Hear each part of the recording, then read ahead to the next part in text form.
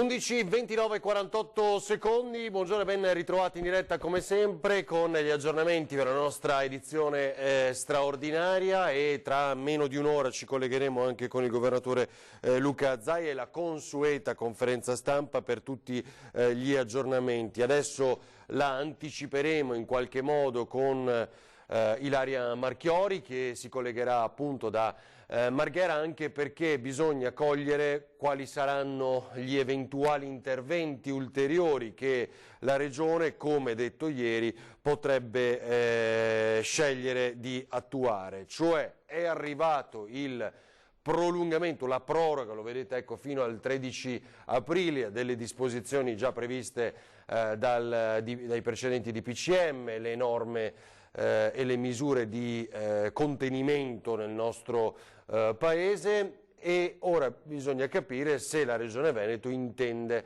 attuarne, metterne sul campo qualcuna in più.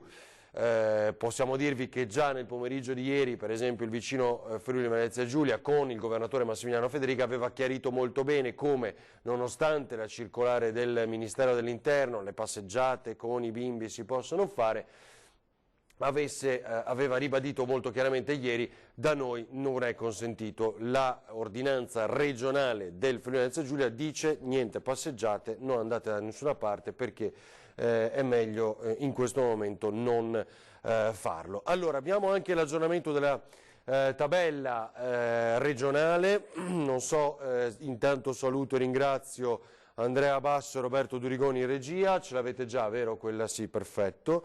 10.000 arrivata poco fa, 10.111 il totale dei casi con tampone, il dato cumulativo dal 21 febbraio, ma i casi attuali sono 8.911 nella nostra regione.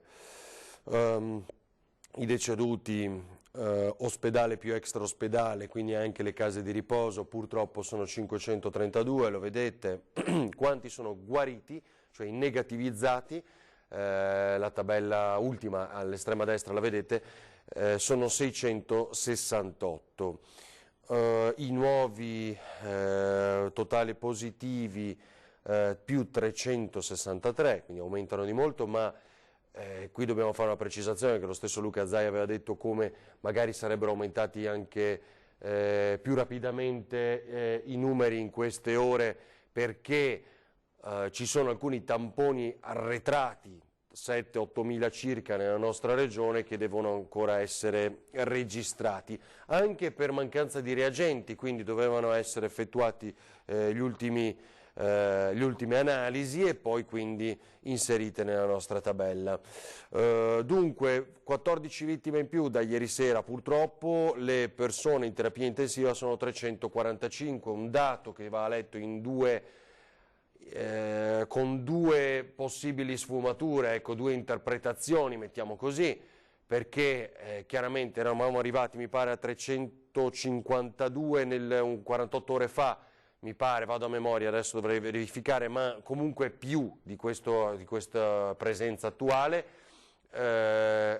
con due interpretazioni. La prima è: abbiamo meno persone in terapia intensiva perché sono guarite e stanno uscendo. La seconda, chiaramente, potrebbero essere anche tra i deceduti delle ultime ore. È vero comunque che non ci sono ulteriori e tante persone in terapia intensiva in questo momento, tanto da superare la cifra raggiunta nei giorni scorsi, quindi comunque siamo in lentissima discesa tra i ricoveri più invasivi, che sono quelli della terapia intensiva, come dicevamo poco fa. Allora, prima di vedere altri aggiornamenti, vi mostrerò, appunto, sapete, riascolteremo anche il Premier Giuseppe Conte con l'annuncio delle misure prorogate sino al 13 aprile, ma vedo inquadrata Ilaria Marchiori. Buongiorno Ilaria, ben trovata.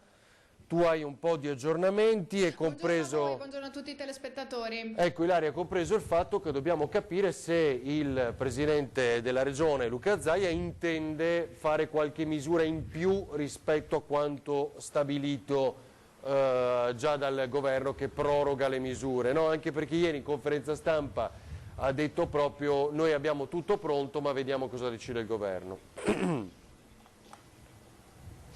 Sì, infatti è proprio questo che attendiamo di sapere dal governatore Zaia. Probabilmente lo sapremo anche oggi nel consueto punto stampa, che sarà alle 12:30, accompagnato sempre dall'assessore regionale alla sanità Lanzarin e l'assessore alla protezione civile Bottacin. Potrebbe dirci qualche novità. Di sicuro sappiamo che tutto rimane invariato fino al 13 aprile, ma poi insomma bisognerà cercare di capire, soprattutto è quello che tutti vogliono sapere, che cosa deciderà di fare il governatore prossimamente. Questo è importante soprattutto per lanciare un chiaro messaggio alla cittadinanza, anche perché con questi lievissimi, proprio come hai voluto sottolineare tu, segnali positivi, passa in qualche mente che si può uscire. No, ribadiamo ancora il concetto, non è assolutamente così, anzi se ci sono questi segnali lievemente positivi è proprio perché si sta continuando a rispettare l'ordinanza e le restrizioni, dunque a restare a casa. Questo è fondamentale. Tra l'altro abbiamo visto proprio poco fa, passando accanto a ben 2 supermercati, che c'è già una coda importante, no? Perché ci avviciniamo al fine settimana con le chiusure domenicali e quindi probabilmente tutti stanno facendo la scorta per un'altra settimana. Non dimentichiamo che poi tra circa 10 giorni è anche Pasqua e quindi le famiglie, chi è in casa, pur non aggregandosi, perché è quello che ci si augura, ma restando ognuno con e nel proprio nucleo familiare, possa organizzarsi e festeggiare una Pasqua anche in queste condizioni di isolamento. Dunque è questo che ci aspettiamo di sapere tra oggi, massimo domani, perché poi si avvicina il fine settimana, dal governatore Zaia. Una cosa importante tra l'altro è che stanno proprio per partire le nuove unità speciali, sono pronte ad entrare in azione per cercare di contrastare ulteriormente l'epidemia nella nostra regione. Si metteranno al lavoro proprio in questi giorni e saranno affiancati dai medici di famiglia. Stiamo parlando di quelle che tecnicamente si chiamano USCA e che avranno proprio il compito di rinforzare in modo significativo il sistema di sorveglianza di tutte le persone contagiate però in isolamento domiciliare. Questo quanto proprio è stato deciso nel corso di un tavolo insieme all'assessore regionale Lanzarin, il direttore generale della sanità veneta Mantoan e tutti i sindacati dei medici, che si sono incontrati proprio ieri mattina per discutere il da farsi. Fondamentalmente, se oggi il monitoraggio dei contagiati spetta ai medici di base con la classica telefonata quotidiana, nel giro di una settimana questi stessi medici di famiglia andranno a formare i cosiddetti micro team, sono stati definiti proprio così, che insieme alle unità speciali dovranno poi andare a fare tutti i controlli a domicilio, quindi giorno per giorno, casa per casa. Questo è molto importante perché si sta continuando a lavorare sul campo, sempre con delle novità e sempre per ottenere maggiori risultati nel contrasto all'epidemia. Stavo valutando, sai cosa, sì. Ilaria, scusami, che poi sono certo sarà tema di confronto nella conferenza stampa che tra poco, come sempre, trasmetteremo in diretta con il governatore Luca Zaia. Di fatto la Presidente della Commissione europea, Ursula von der Leyen, con una lettera, un approfondimento a Repubblica Oggi, chiede scusa agli italiani. E questo è un passaggio importantissimo. Diciamo, beata l'ora se è accorta persino lei, però diciamo c'è lo scusateci, ora l'Unione Europea è con voi. Benissimo, adesso servono i soldi più che le scuse e quindi questo secondo me è un passaggio molto importante da chiedere al Presidente, viste le dichiarazioni anche degli ultimi giorni. Esattamente, sarà proprio questa una delle domande che gli si rivolgerà, anche perché da subito, proprio dai primissimi giorni, quindi dalla fine di febbraio, in uno dei nostri primi incontri, proprio qui, come ricorderete tutti, nella sede della Protezione Civile, quando ancora ci si poteva in qualche modo avvicinare, no? Nelle interviste, da subito si vedeva questa assenza dell'Europa e sono stati tutti a dirlo, anche lo stesso Patriarca nell'ultima omelia dalla cripta della Basilica di San Marco proprio domenica scorsa, questa assenza dell'Europa, questo silenzio che si può definire quasi assordante, no? E quindi vediamo che cosa dirà, come commenterà queste scuse il governatore, perché effettivamente sì, vanno bene le scuse, però bisogna anche concretizzare, no? Quindi servono degli aiuti concreti, bisogna anche dimostrare, no, di esserci. Le scuse non bastano, non sono sufficienti, anche se comunque c'è da dire che sono già un passo, perché da un silenzio ormai da un mese arrivare insomma a delle scuse ufficiali è già un passo e probabilmente anche un segnale. Si spera che abbia un seguito, questa è la cosa fondamentale per il nostro Paese. Eh sì, anche nelle parole, diciamo, dure comunque del Premier Conte nei giorni scorsi e proprio all'indirizzo dell'Unione Europea stessa. Va bene Ilaria, allora credo vi dovrete accomodare tra poco, hai altre novità per noi? Sì, volevo solo anticipare insomma un fatto di cronaca che poi, di cui poi renderemo conto proprio nello specifico nel corso del nostro telegiornale serale. L'altro giorno abbiamo parlato attraverso insomma con i carabinieri della chiusura di un bar a Maerne perché nel retrobottega, no, si servivano aperitivi, c'erano delle persone, un bar gestito da un cittadino cinese, i carabinieri sono intervenuti, hanno trovato queste persone che prendevano gli aperitivi. È successo ancora, solo che ci spostiamo al Lido di Venezia, sono stati denunciati dalla polizia locale ben 2 cittadini, si tratta sempre di un bar gestito da cinesi che era tranquillamente aperto e all'interno è stata trovata anche una persona che stava giocando alle macchinette videopoker. Dunque un altro episodio in tal senso, un altro locale, un altro bar che è stato trovato aperto, quindi andando contro tutte le disposizioni che sono state messe in atto. In questo caso ad intervenire è stata la polizia locale e non i carabinieri, ma sappiamo bene che le forze dell'ordine stanno lavorando tutte a 360 gradi, carabinieri, polizia locale, guardia di finanza, senza sosta per cercare di trovare chi non sta rispettando tutte le restrizioni. Va bene, grazie a Ilaria Marchiori, ci rivediamo tra poco quando appunto seguiremo come sempre in diretta la conferenza stampa del governatore Zaia e poi insieme riepilogheremo i punti salienti di questo confronto con il governatore. Dunque, Venezia prolunga la sosta gratis al 18 aprile, il Comune di Venezia ha prolungato la sospensione del pagamento delle tariffe di sosta nelle strisce blu.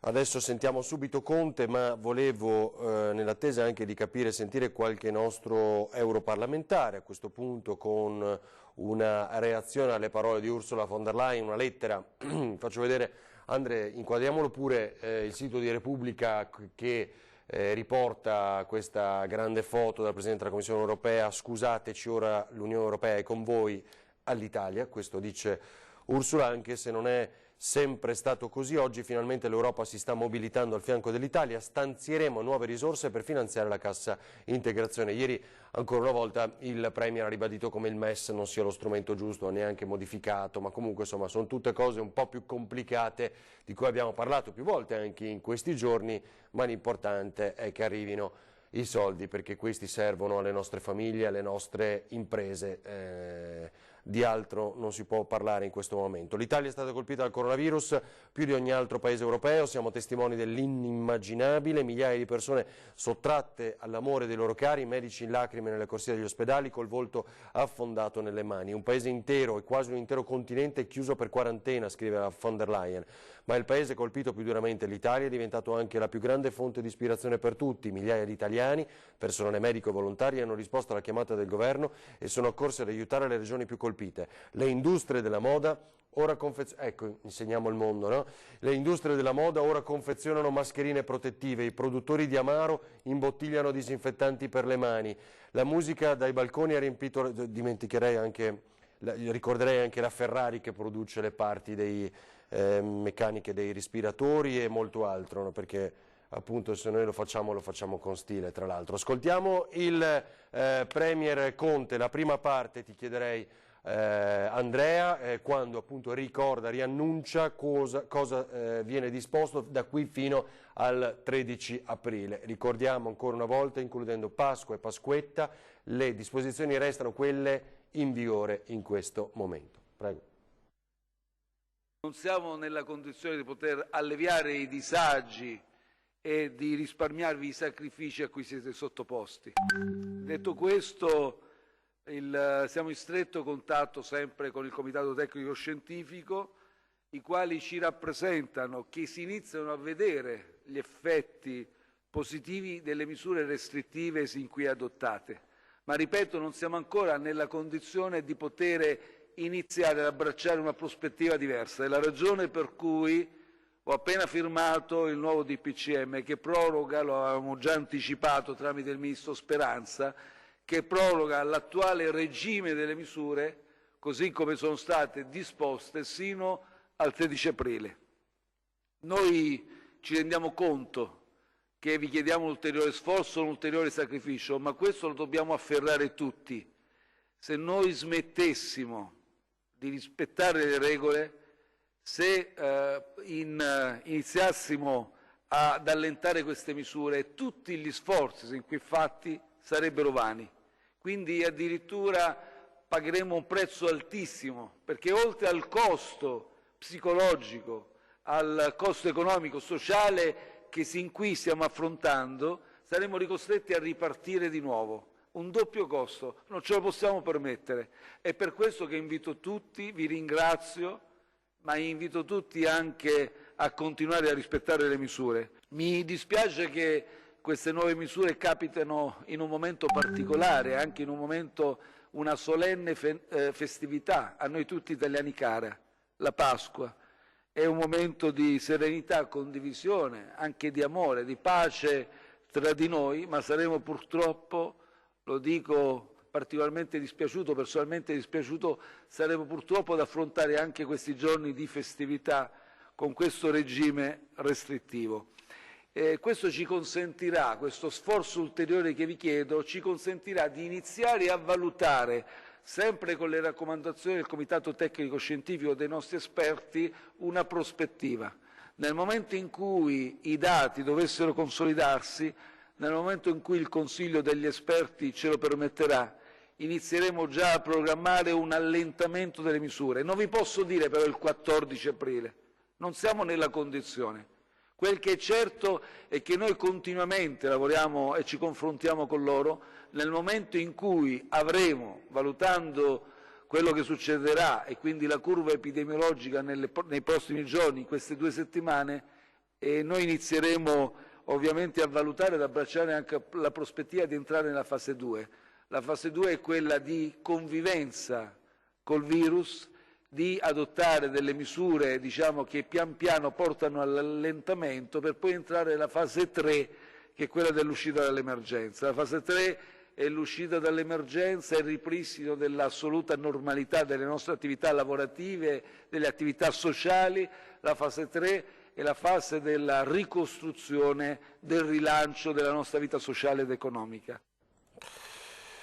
Così il Premier Giuseppe Conte. Leggo solo un altro passaggio nell'intervista, la lettera di Ursula von der Leyen, Presidente della Commissione Europea, a Repubblica all'Italia, alla quale, vi ripeto, dice: scusateci, ora l'Unione Europea è con voi.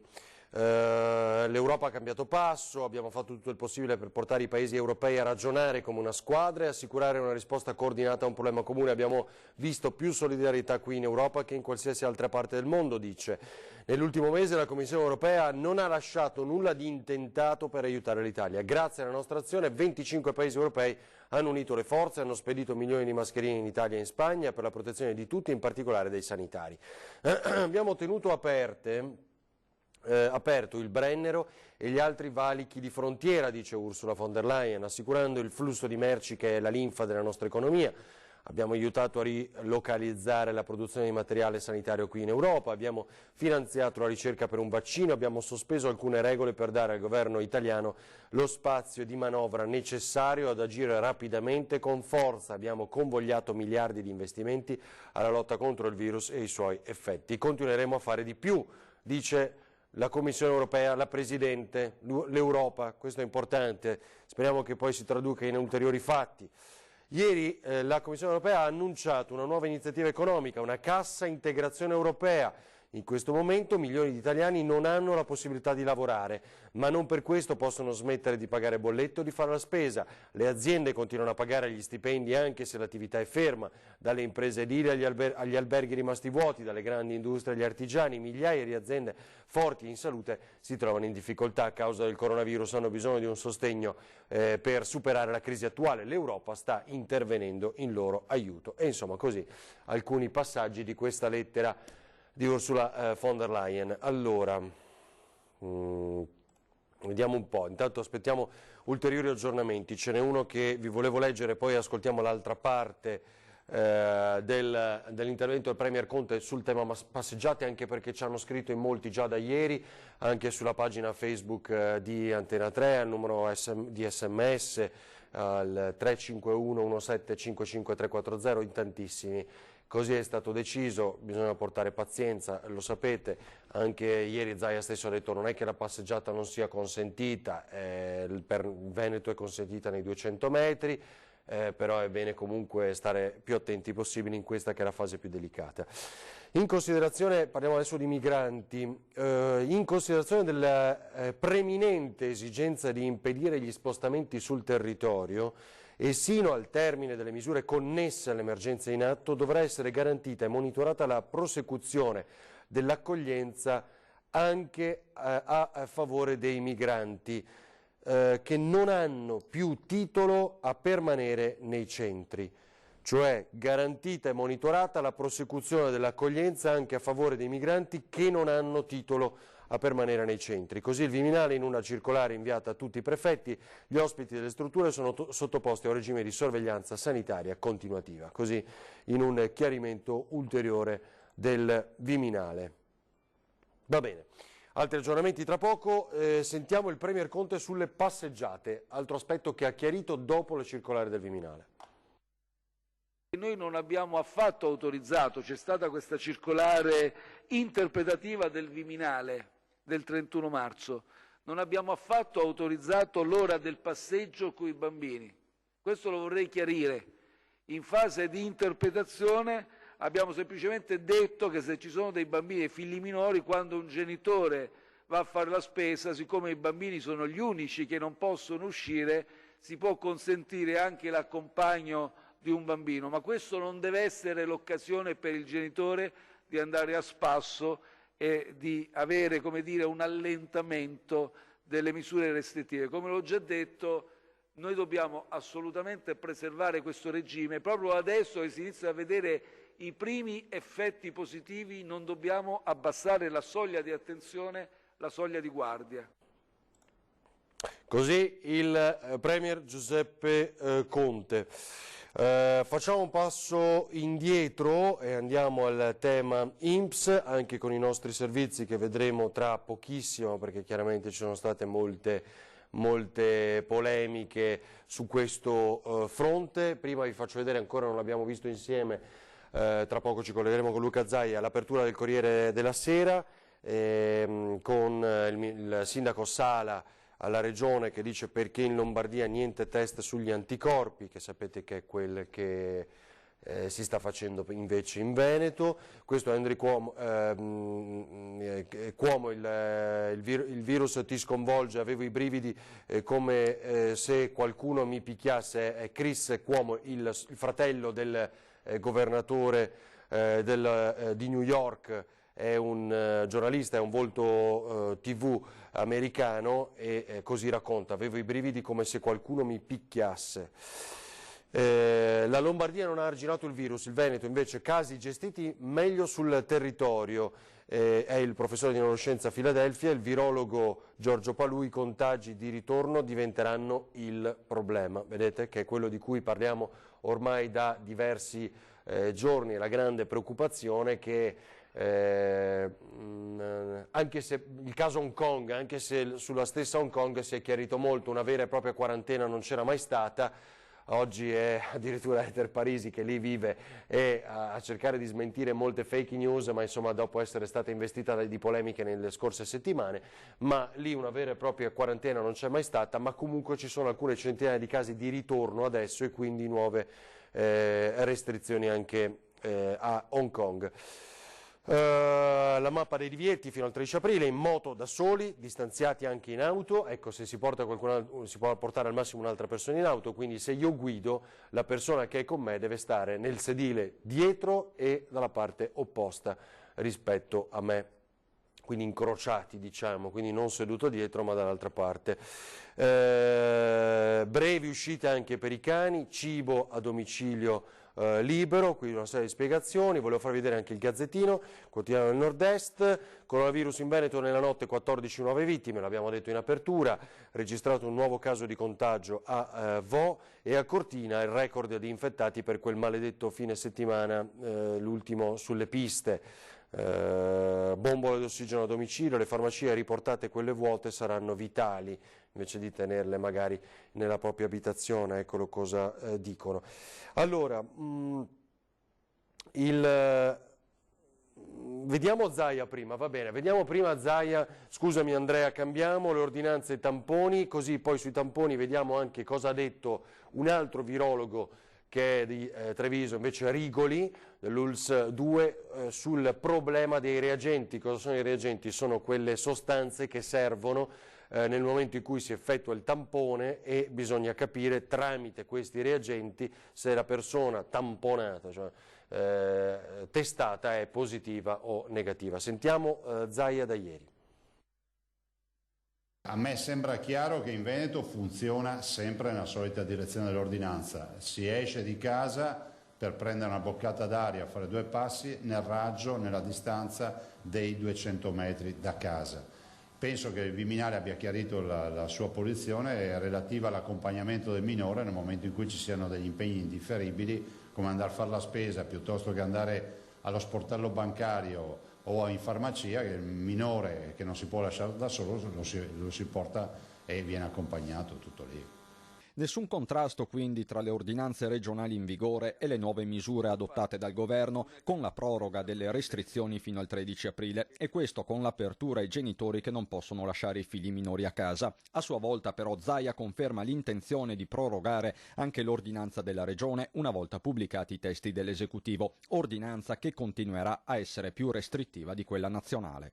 Noi confermiamo che appena sarà uscito, pur avendo, come si dice, una base giuridica decisamente complessa, ma comunque abbiamo già preparato e scritto un'ordinanza restrittiva per confermare le misure in essere e anche per alcune novità. Per Zaia non va allentata la tensione, né si può parlare al momento di riapertura delle attività produttive e commerciali. Il rischio è quello di finire come Hong Kong. Hong Kong fa la quarantena, la fa severa, libera dalla quarantena i cittadini di Hong Kong e si ritrova a dover rifare la quarantena per la troppa velocità nel aprire e soprattutto io aggiungerei nell'aprire senza un criterio, perché comunque noi non possiamo pensare a ripartire da zero con un nuovo processo, cioè questo è quello che vogliamo evitare. Una volta che si apre punto e basta. Tenere duro è l'imperativo categorico, così come bisogna andare avanti con le sperimentazioni, vale per i test sierologici sul fronte immunitario che su quello dei farmaci per la cura, come il discusso Avigan.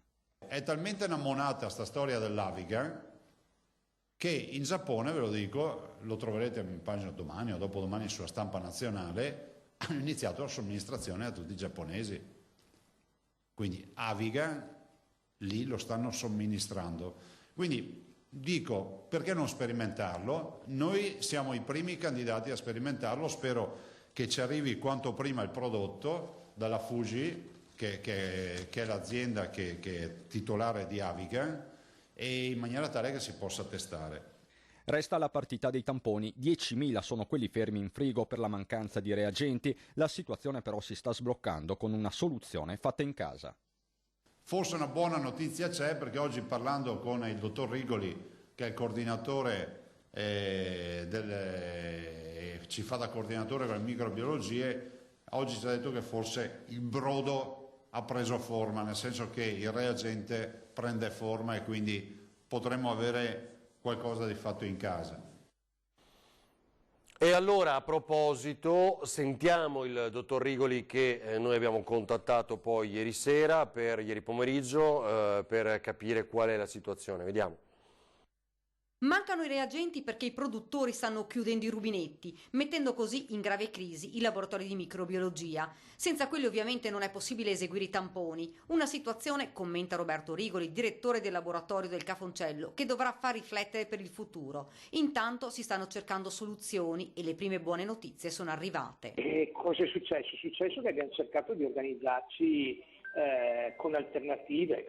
Per esempio, mancavano i tamponi con il terreno di trasporto e abbiamo contattato un'azienda veneta abbiamo dato i componenti e adesso sta preparando i preparati, i tubi con questo liquido e adesso stiamo facendo le prove proprio per saltare quell'imbuto. Purtroppo manca sempre più anche l'approvvigionamento dei diversi reattivi. Quando si fa diagnostica di questo tipo bisogna avere i tamponi dedicati, dobbiamo avere il materiale per estrarre l'RNA e poi per amplificarlo e fare il test. Ecco, ognuna di queste fasi richiede dei reattivi specifici e in ognuno di questi campi ci stanno riducendo l'approvvigionamento.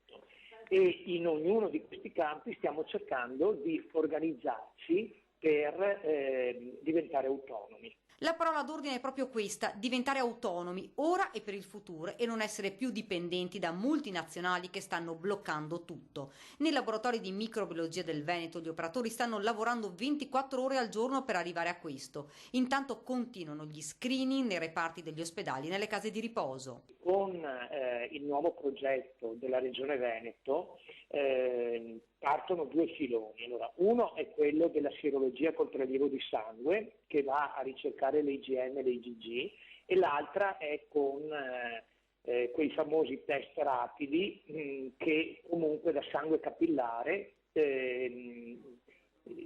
dimostrano la presenza delle IgM e delle IgG. Ecco, queste strade sono molto importanti perché nei pazienti positivi con IgM e IgG poi faremo il tampone nasale in biologia molecolare per confermare questa positività.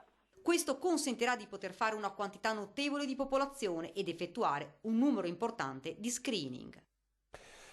Allora, così con il dottor Rigoli. Saluto e ringrazio un grandissimo del basket che il nostro pubblico ama e conosce, Dennis Marconato. Buongiorno, ben trovato Dennis. Buongiorno a tutti. Ciao, grazie per essere con noi. Intanto poi arriviamo alle disposizioni di ieri sera, chiarite che ha un ulteriore intervento che è per gli allenamenti, no? Per quello anche ci piaceva parlare con te, ma come la stai vivendo? Sì, è dura, perché sono sempre stato abituato a muovermi, a uscire, a fare allenamento con i ragazzi, quindi e allenarmi. Adesso è molto dura, però cerco di fare qualcosa in casa, ho 2 figlie, quindi mi alleno con loro, cerchiamo di occupare tutto il tempo possibile della giornata, ecco. Ecco, senti, giusto secondo te quello che è stato deciso in più dal Presidente del Consiglio rispetto alle disposizioni precedenti, cioè che anche gli allenamenti dei professionisti in questo momento debbano essere sospesi? Ma secondo me forse sì, perché è un segnale forte, perché bisogna far capire a tutti di stare a casa, di stare tranquilli, anche se un po' di risultati sono positivi, non è il momento magari di mollare, di pensare che sia già finita, che sia in discesa. È un segnale forte perché colpisce chi veramente dello sport ci vive e ce l'ha nel sangue, però deve far capire a tutti che è il momento di stringerci un po' e far squadra, team, restare fermi questi 15 giorni e poi si vedrà. Ecco, e con le tue squadre come hai fatto? Con le mie squadre facciamo delle videochiamate, anche oggi ne ho una. Cioè li controlli se si allenano a casa, cosa fai? Fatti vedere. Mi faccio mandare i video che si allenano. Io gli mando il programma, poi mi faccio mandare i video. Bisogna tenerli sotto. E come ci si può allenare a casa? Hai qualche consiglio? I tuoi sono professionisti, diciamo, comunque, no? Però noi sai è difficile perché c'ho qualche ragazzo che è anche in appartamento, quindi non può far molto. Adesso quello che gli chiedo è di fare tanta atletica, se hanno giardino, salti, tecniche di tiro, tecniche di palleggio quando possono. Fiato, resto... perché sai qual è il problema che ci segnalavano molti anche in questi giorni, i runner. Forse sono riuscito a essere l'ultimo a ordinare una cyclette qualche settimana fa, diciamo. Però adesso neanche quelle vengono più consegnate, almeno abbiamo capito così, poi dopodiché pronti a essere smentiti, però molti volevano ordinare il tapis roulant, per esempio, negli ultimi giorni, e mi sembra di capire che anche quei prodotti che non sono, secondo essenziali, non vengono consegnati, no? E quindi anche questi strumenti che possono essere utili anche ai tuoi ragazzi. Sì, è dura, bisogna inventarsi qualcosa. Io gli ho detto, tutti gli esercizi che gli ho dato, che magari sono da fare all'aperto, gli ho detto anche di ingegnarsi a modificarli per farli in modo che siano costruttivi per loro. E ti dico che ho avuto buoni risultati perché sono dei bravi ragazzi abbastanza molto intelligenti e furbi in questo. Va bene, Dennis, vuoi lanciare un messaggio anche tu? Grazie davvero per essere stato con noi. Un messaggio che vuoi lanciare, chi ti segue? Ma il messaggio è quello classico: restiamo a casa, facciamo squadra tutti insieme e poi spero di tornare subito il prima possibile nel campo. Va bene, ci uniamo al tuo augurio, grazie davvero per essere stato con noi. Grazie a Dennis Marconato, grazie davvero e buona giornata. Dunque, abbiamo la pubblicità, va bene? Poi prepariamo altri collegamenti e tra pochissimo, ci stiamo avvicinando, ci sarà la conferenza stampa del governatore Luca Zaia. Come sapete sempre la seguiremo in diretta, ci saranno le domande anche dei colleghi cronisti, poi ne faremo un po' un riepilogo. È già pronto, ecco, vediamo. Già pronta la sala, dove vedete preparano tutti i microfoni, anche perché dicevamo questa mattina può essere particolarmente interessante per capire la reazione del governatore a queste misure che il governo ha scelto di prorogare fino al 13 aprile e vedere se qualcosa in più viene messo in campo in termini di restrizioni. Dunque, pubblicità, ci vediamo tra pochissimo, pronti per la conferenza stampa.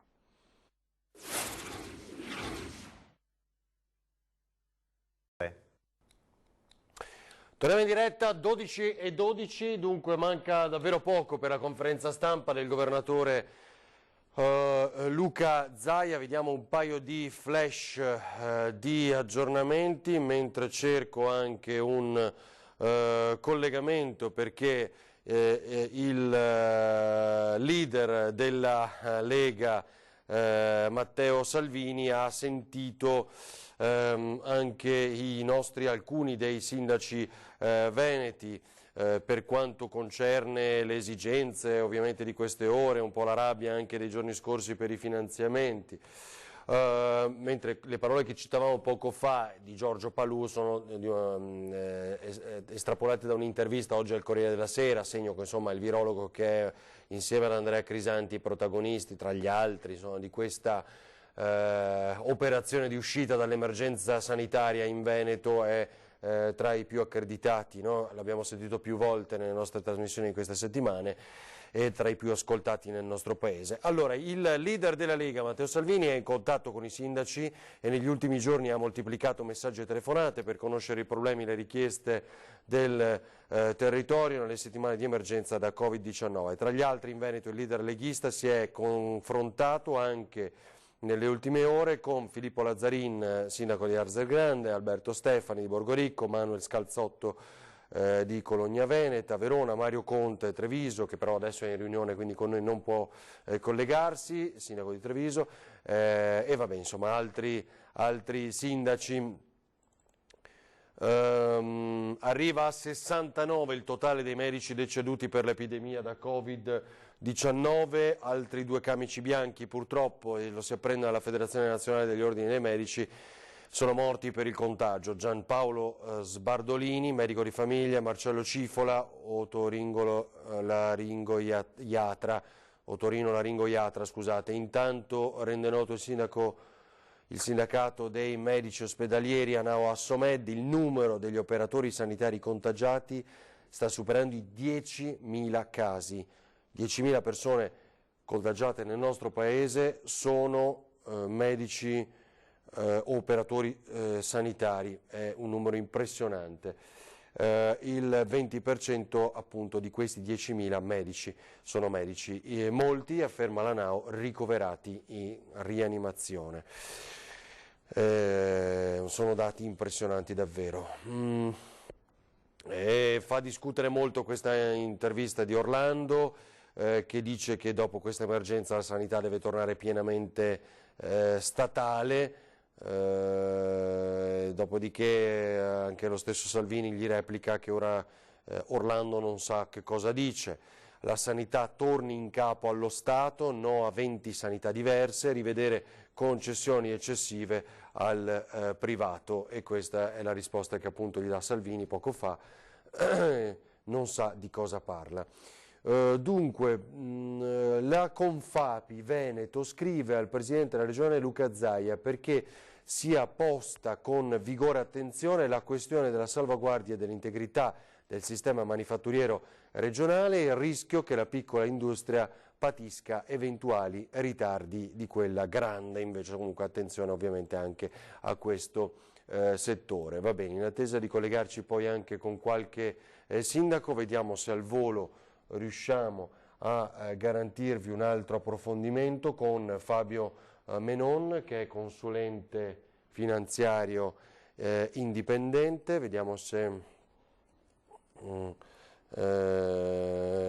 riusciamo a contattarlo, anche perché giustamente molti ci fanno sapere come anche qualcuno avesse qualche soldino risparmio impegnato in queste settimane e chiaramente ha paura per quel che può avvenire negli scenari economici subito dopo l'emergenza sanitaria. Allora, ci segnalano ancora problemi con il sito dell'INPS, ma questo lo verificheremo non solo nell'accesso iniziale, che è invece visibile, lo vedrete anche dal servizio, ma nelle procedure successive. Facciamo un passo indietro, vediamo questo servizio appunto sull'INPS.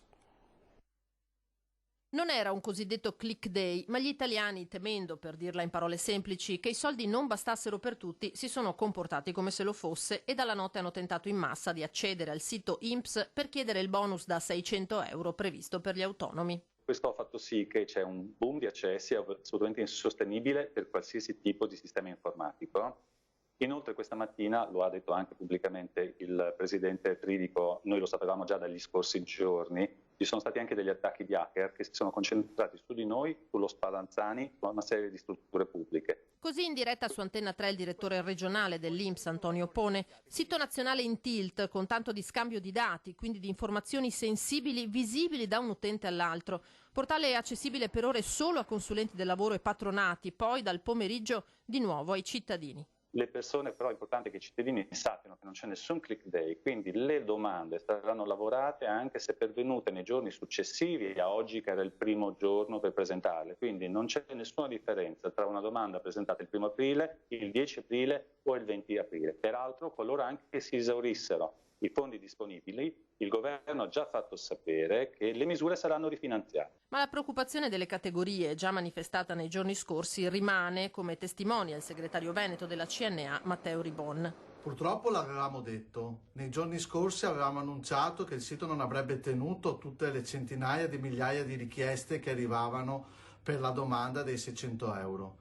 Avevamo chiesto al Ministro e anche all'INPS di ascoltarci rispetto alla possibilità di fare un invio massivo e lavorare in cooperazione applicativa. Queste due cose avrebbero potuto evitare il collasso di questa mattina. Più prudenti i sindacati che guardano oltre alla questione di servizio. L'INPS è chiamato e sta facendo un lavoro straordinario, perché chiaramente oltre a gestire tutta la produzione che faceva prima, adesso ci sono tutti questi nuovi sussidi, senza dimenticare che tra poco ne arriveranno di nuovi, quindi è un lavoro importante e bisogna avere anche qui la dovuta pazienza che la macchina vada a regime. Questa crisi è una grande opportunità. È una grande opportunità perché ci può far uscire tutti con meno disuguaglianze. Cioè, se prima avevamo i lavoratori di serie A e di serie B rispetto alle protezioni sociali, adesso abbiamo fatto un passo in avanti verso protezioni sociali più uniformi. Per un sito in difficoltà, un altro che invece è stato potenziato. Proprio in queste ore abbiamo testato CGIL Trento Risponde, cioè quello che facciamo con voi lo abbiamo inserito dentro al sito. Abbiamo fatto uno sportello cosiddetto online virtuale. Allora, così dall'Inps, dunque, le ultime novità. Vi faccio vedere una foto che ci invia Giovanni da Padova, ci fa vedere a spasso in questo momento una mamma con 2 bambini in un prato della città, vedete quindi la segnalazione, lo so che molti si trasformano in carabinieri, non fatelo, non fatevi prendere dalla rabbia in questo momento, l'importante è che ognuno di noi rispetti le disposizioni. Poi questa mamma, non so, magari è a spasso anche col cane. Saluto e ringrazio Fabio Menon, consulente finanziario indipendente. Buongiorno Menon, ben trovato. Buongiorno a voi, buongiorno a tutti, grazie per l'invito. Allora, senta, che diciamo a quanti sono preoccupati magari in queste ore che qualche soldino da parte ce l'avevano investito, chiaramente tutto è ballerino, abbiamo visto anche i dati di Piazza Affari nei giorni scorsi, insomma, e quindi c'è anche grande preoccupazione su quel fronte lì. Sì, certamente, mai come in questo momento la paura che ovviamente coinvolge i nostri pensieri non solo va sulla questione del coronavirus e della nostra salute, ma di riflesso ovviamente va a colpire anche la preoccupazione che i nostri risparmi subiscano più o meno una debacle, visto che i mercati stanno o hanno iniziato ormai da un mese a picchiare più o meno abbastanza in maniera consistente. I consigli quali sono?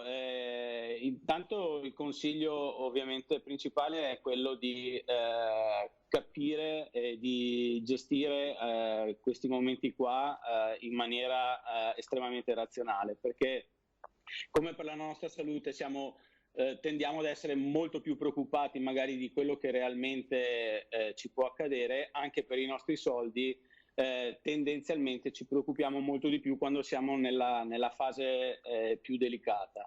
In realtà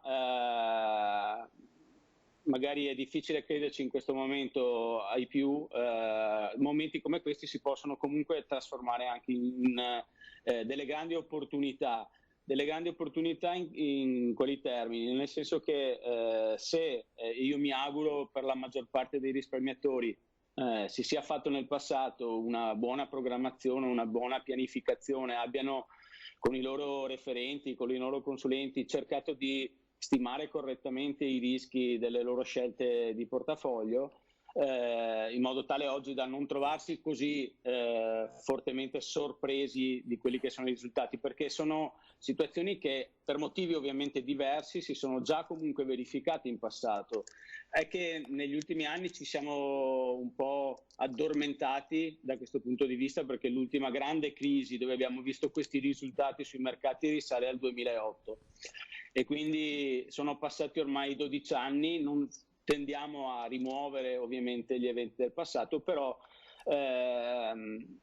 anche questa è una situazione, diciamo, che abbiamo già visto in passato, anche se per altri motivi. E come abbiamo già visto in passato, dopo il brutto tempo verrà anche qui il bel tempo. Dopo la quarantena torneremo a uscire, e lo stesso si può dire per i mercati. Quindi avere un approccio non dettato dalla paura, ma razionale e possibilmente anche interventista in questo momento, per chi può, per chi ha ovviamente una chiarezza di metodo, potrebbe rivelarsi una buona uscita, diciamo, nel momento in cui torneremo a vedere un po' la luce del sole. Allora, da totale profano, immagino, siccome purtroppo questo virus è un'ondata, no? Quindi ha colpito noi, poi ora si sta spostando nel mondo, colpendo un paese dopo l'altro. Chi vuole può scommettere sul ribasso di altre borse, diciamo, nel mondo, da informato pedestre, diciamo, sul tema, quindi...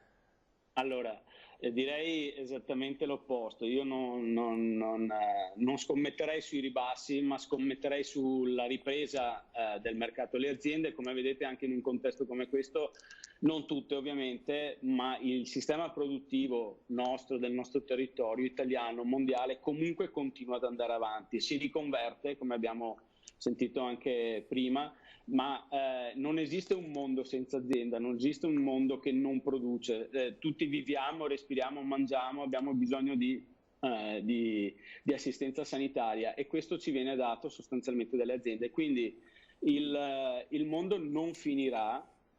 Quindi avere la capacità in questo momento non tanto quindi non di scommettere sulla chiusura del mondo, ma scommettere, che a me è una parola che non piace, ma investire nel nostro futuro anche in questi momenti qua è un passaggio che dal mio punto di vista, dal nostro punto di vista riteniamo indispensabile. Anche perché davvero in questo momento abbiamo tutti una gran voglia di resilienza, cioè quindi nel momento in cui si dovesse ripartire, speriamo prima possibile, senza rischi di ritorno di contagio, che è quello che, ripeto, dice il virologo Giorgio Palù in queste ore sul Corriere della Sera, no? Quindi facciamo attenzione, ma abbiamo tutti una gran voglia di tornare, no? A spendere quei soldini che magari speriamo, insomma, tutti noi riusciamo a mantenere in questo momento, anche se raccontiamo tutti i giorni delle condizioni di crisi, cioè tornare a vivere, tornare ad aiutare le imprese del territorio, tornare a mangiare al ristorante magari qualche sera, tornare a prendere una pizza, tornare a comprare qualcosa nei negozi a noi vicini,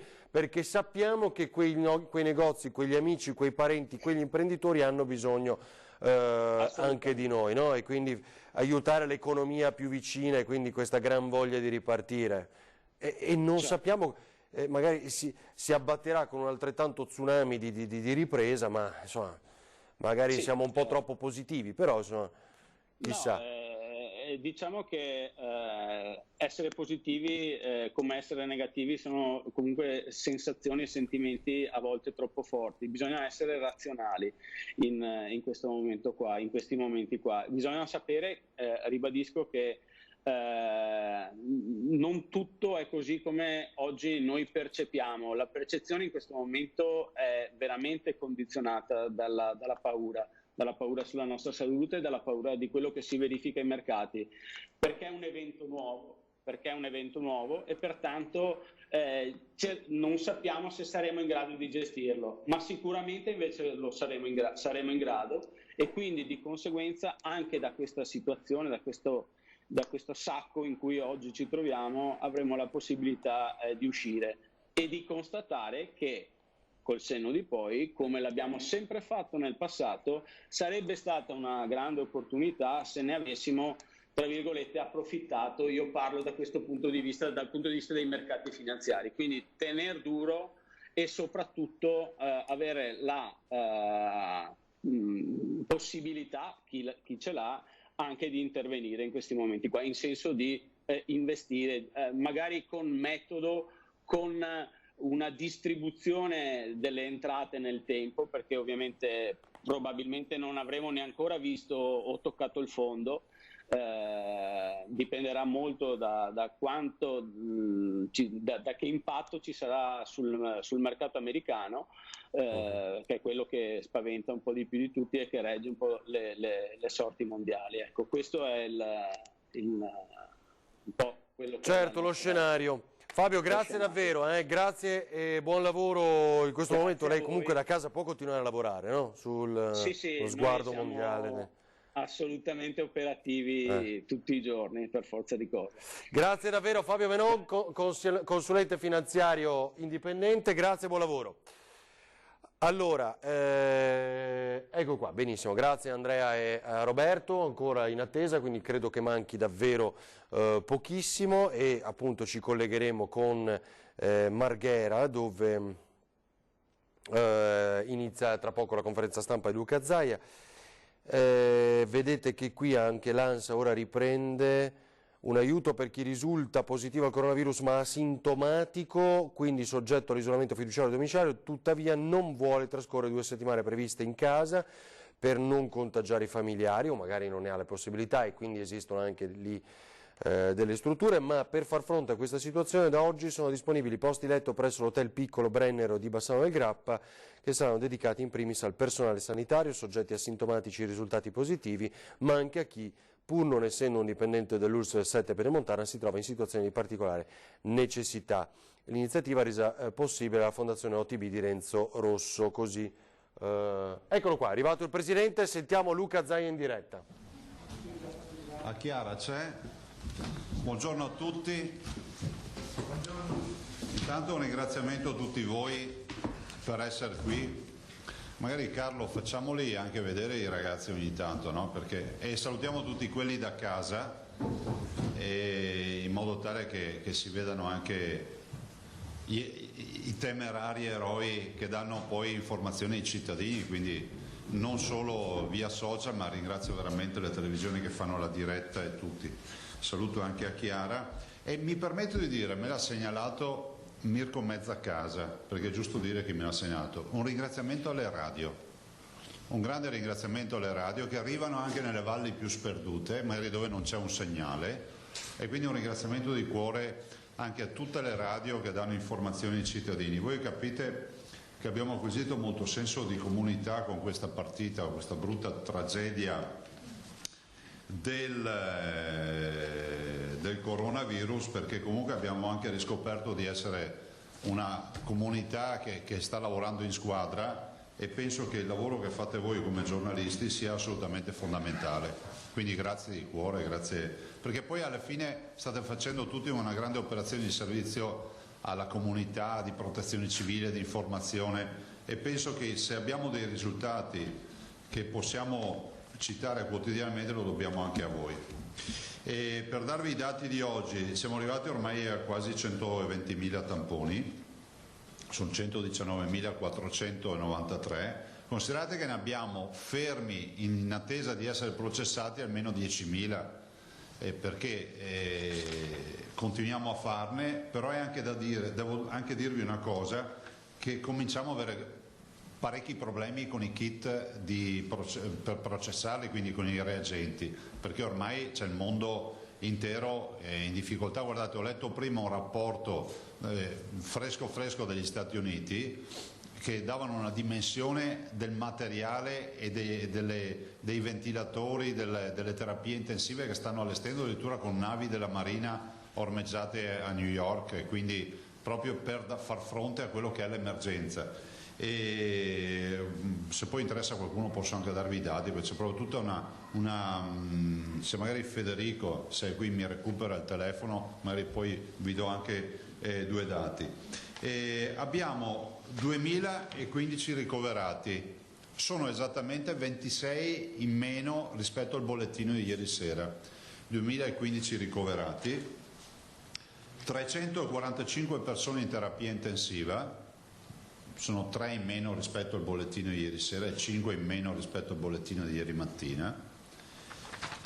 Abbiamo in questo momento 10.000 positivi, e questo è un dato che è bene ricordare, i positivi crescono e cresceranno ancora perché abbiamo in arrivo tutti i tamponi. Peraltro stiamo procedendo, questa mattina ho fatto il punto della situazione come tutti i giorni con gli assessori Lanzarin e Bottacin, con i direttori generali. Tutte le mattine noi alle 10:30, dopo le altre videoconferenze, facciamo il punto della situazione. Si sta procedendo con case di riposo ancora, e quindi stiamo andando avanti spediti su quella partita per i tamponi, i dipendenti, e ad oggi tutte le ASL dovrebbero cominciare. C'è il telefono, per favore?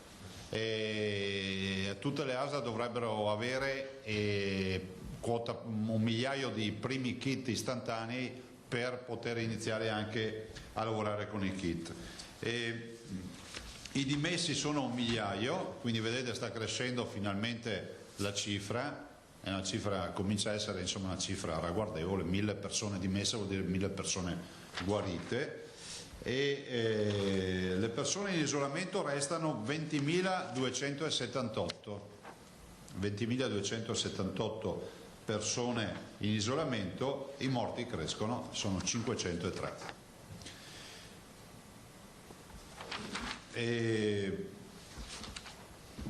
I nati, insomma, si è impennata la curva dei nati e questo è positivo. Considerazioni a margine. Le considerazioni a margine sono queste. Voi vedete che intanto sulla mortalità si sta crescendo perché comunque abbiamo l'effetto dell'ingresso del virus nelle case di riposo, questo è un primo tema. Siamo preoccupati in generale perché questo continua a confermarsi essere un virus, diciamo, importante, e lo vedete anche dai casi di isolamento, dai casi di positività, e questo ci dà anche, grazie, questo ci dà anche una dimensione della dimensione del problema. Continuo a dire che stiamo lavorando a un'ordinanza. Da ieri sera c'è la possibilità di lavorare in base al testo del governo. Sicuramente stiamo ragionando di proroga, forse inserendo ulteriori elementi che nascono anche dall'esperienza di questi giorni. Mi metto nei panni del cittadino, dei cittadini che sono a casa, che ci ascoltano e che vedranno i vostri servizi e che ci leggeranno, che dicono: ma stanno calando i ricoverati, stanno calando di qualche unità le terapie intensive, perché ancora restrizioni. Guardate, siamo nella fase, ve l'ho detto in anticipo, per cui come si può dire, abbiamo dato dimostrazione che il modello funziona e ci dà indicazioni giuste. Io ve l'ho detto ancora la scorsa settimana, la prossima settimana sarà la settimana che ci darà la direzione, è la settimana cruciale, lo state vedendo, avete visto che in tempi non sospetti vi avevamo detto che sarebbe stata cruciale. Ci sono i primi numeri negativi sulle terapie intensive e sui ricoveri, però è fondamentale non abbassare la guardia. Non vorrei che qualcuno, preso dall'eroismo, cominciasse a pensare che è finita. Non è finita. Non è che lo dico perché ci fa piacere dirlo, non è finita, perché abbiamo migliaia di persone contagiate, comunque isolate, abbiamo migliaia, scusate, ne abbiamo 1000. Di contagiati ne abbiamo esattamente, ve l'ho detto prima, 9.000, sì, quasi 10.000 per essere esatti. Eccoli qua, 10.000, e voi capite che questa è solo la punta dell'iceberg, cioè questa viene fuori solo perché qui è arrivato il tampone. Vi dico che siamo preoccupati del fatto che non si abbassi la guardia e chiedo e chiederemo ancora sacrifici fino a Pasqua. Ci sono già da fare, perché comunque il governo ha prorogato i suoi provvedimenti restrittivi, però è pur vero che anche noi pensiamo di, come si può dire, sicuramente di prolungare l'effetto della nostra ordinanza, ma anche di metter mano su alcuni aspetti. In generale penso, lo dico per rispondere a chi mi chiede, molti ci chiedono della scuola, la scuola non è una nostra competenza e quindi non vi so dire quando riapriranno le scuole. Posso solo dire personalmente che con questi numeri di positività, con queste mortalità, siamo ormai a 500 morti, e con quello e con i ricoverati che sono 2000 ricoverati, vi dico che pensare in questo momento di riportare delle masse di ragazzi all'interno di edifici che poi torneranno a casa e magari nello scambio, diciamo, del rapporto possano anche portare il contagio, lo vedo rischioso, quindi cercheremo di capire, però fino a Pasqua questa è una partita assolutamente chiusa e bisogna fare ancora un po' di sacrificio.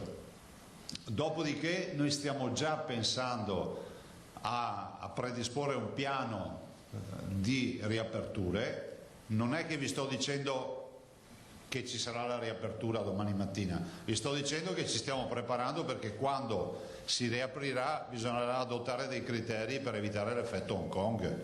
Ricordatevi che io ve l'ho detto, effetto Hong Kong, che poi qualcuno non dica ma Zaia aveva detto, siccome qua sono tutti esperti, tutti premi Nobel. L'effetto Hong Kong significa che hanno chiuso le terapie intensive, hanno aperto con troppa, secondo noi, velocità, o meglio con troppa fra virgolette anche leggerezza, si può dire, e hanno riaperto poi le terapie intensive e hanno dovuto riaprire la quarantena.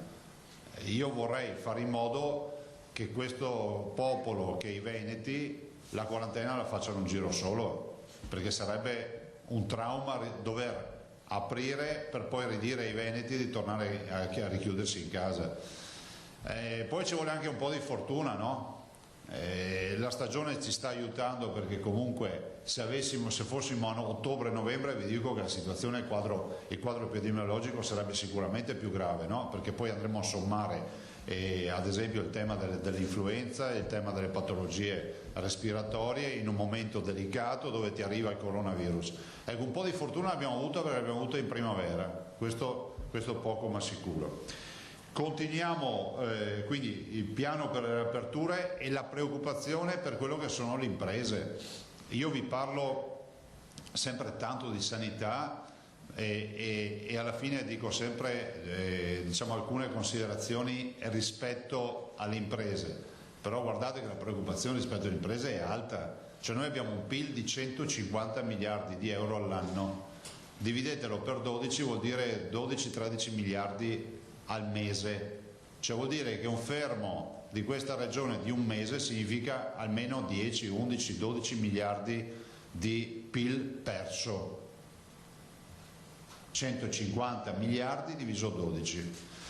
E io sono preoccupato, noi siamo preoccupati, e perché oggettivamente è così, del fatto che non vorremmo ritrovarci con una superpotenza europea che è la Germania, che ha comunque adottato delle misure straordinarie per le proprie attività, per i propri, insomma si legge, anche qui devo dire se è vero perché l'ho letto da più parti, che l'impresa che da 1 a 5 dipendenti gli viene dato 9.000 euro al mese e tutta una serie di aiuti, più gli aiuti dei territori. Capite che con 550 miliardi la Germania si farà trovare pronta alla riapertura dei mercati, ma tonica, forte.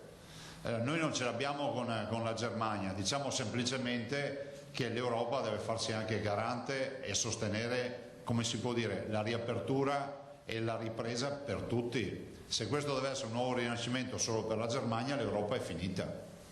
Se questo deve essere il riconoscimento solo di una ripresa per uno Stato membro o per pochi Stati membri, l'Europa è finita. E ve lo dice un europeista convinto, sono convinto assolutamente della dimensione europea, però l'Europa qui deve battere un colpo, deve farsi viva. Ve l'ho detto anche ieri, cioè i video di solidarietà non ci servono più, sono superati. È fondamentale che il governo italiano sicuramente continui a intervenire in maniera più pesante rispetto ai 25 o quello che è miliardi, visto e considerato che abbiamo un partner europeo che ne mette 550 di miliardi, esattamente la metà degli Stati Uniti, ma dall'altro è anche vero che l'Europa non può pensare di restare fuori da questa partita.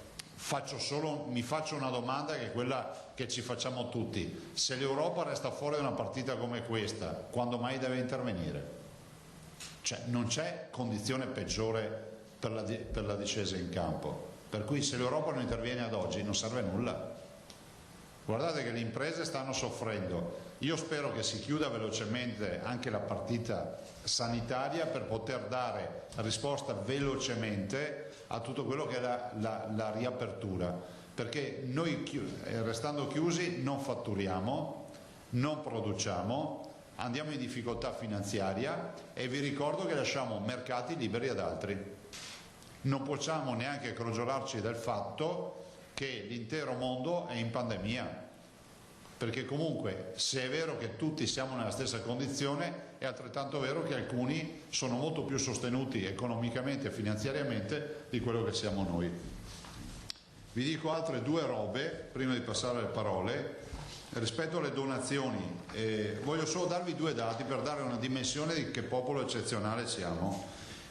Abbiamo raggiunto i 19 milioni di euro, pensate, con 24.677 donazioni.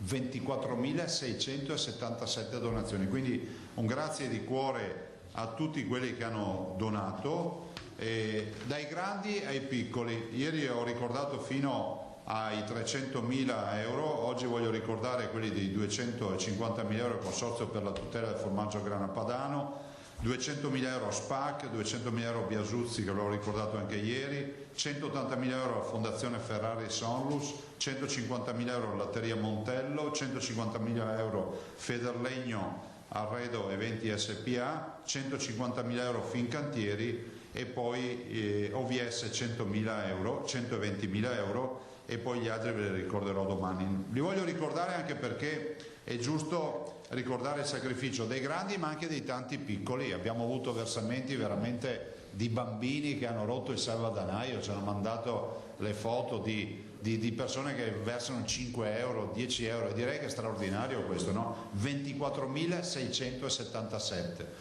Se si continua a versare faccio appello ovviamente in particolar modo al mondo imprenditoriale, magari a chi può dare un segnale, è assolutamente utile per noi e c'è assolutamente d'aiuto, visto e considerato che ormai andiamo verso i 100 milioni di euro di spesa per questa partita del coronavirus. Vi dico una cosa interessante, i gestori dei campeggi, e parlo del Cavallino, ma in generale dei campeggi, mi hanno scritto, hanno donato 1000 soggiorni di una settimana da farsi nel 2020 o anche nel 2021 agli operatori sanitari del Veneto. Quindi è bello, no? Medici, infermieri, ai volontari, a tutti coloro che comunque hanno avuto un ruolo in questa partita. Sono 1000, poi troveremo un sistema, però sono 1000 settimane nei campeggi del Veneto e troveremo un sistema, magari faremo tireremo a sorte perché i dipendenti poi sono 54.000, stabiliremo delle priorità, troveremo un sistema, però un atto di donazione che è unico, no? 1000 soggiorni in una settimana per i nostri operatori e quindi veramente grazie di cuore anche a loro che hanno dato questa disponibilità. Infine vi dico che ieri ho firmato la dichiarazione dello stato di emergenza per l'accesso al fondo di solidarietà per l'agricoltura veneta. L'agricoltura è il fondo di solidarietà nazionale, ve lo dico perché le altre imprese non ce l'hanno, che poi qualcuno dica e le altre imprese, e quindi abbiamo firmato lo stato di crisi per l'agricoltura del Veneto in maniera tale che si possa avere accesso al fondo per quanto sia possibile per aiutare ovviamente le nostre imprese. Passerei la parola a Carlo.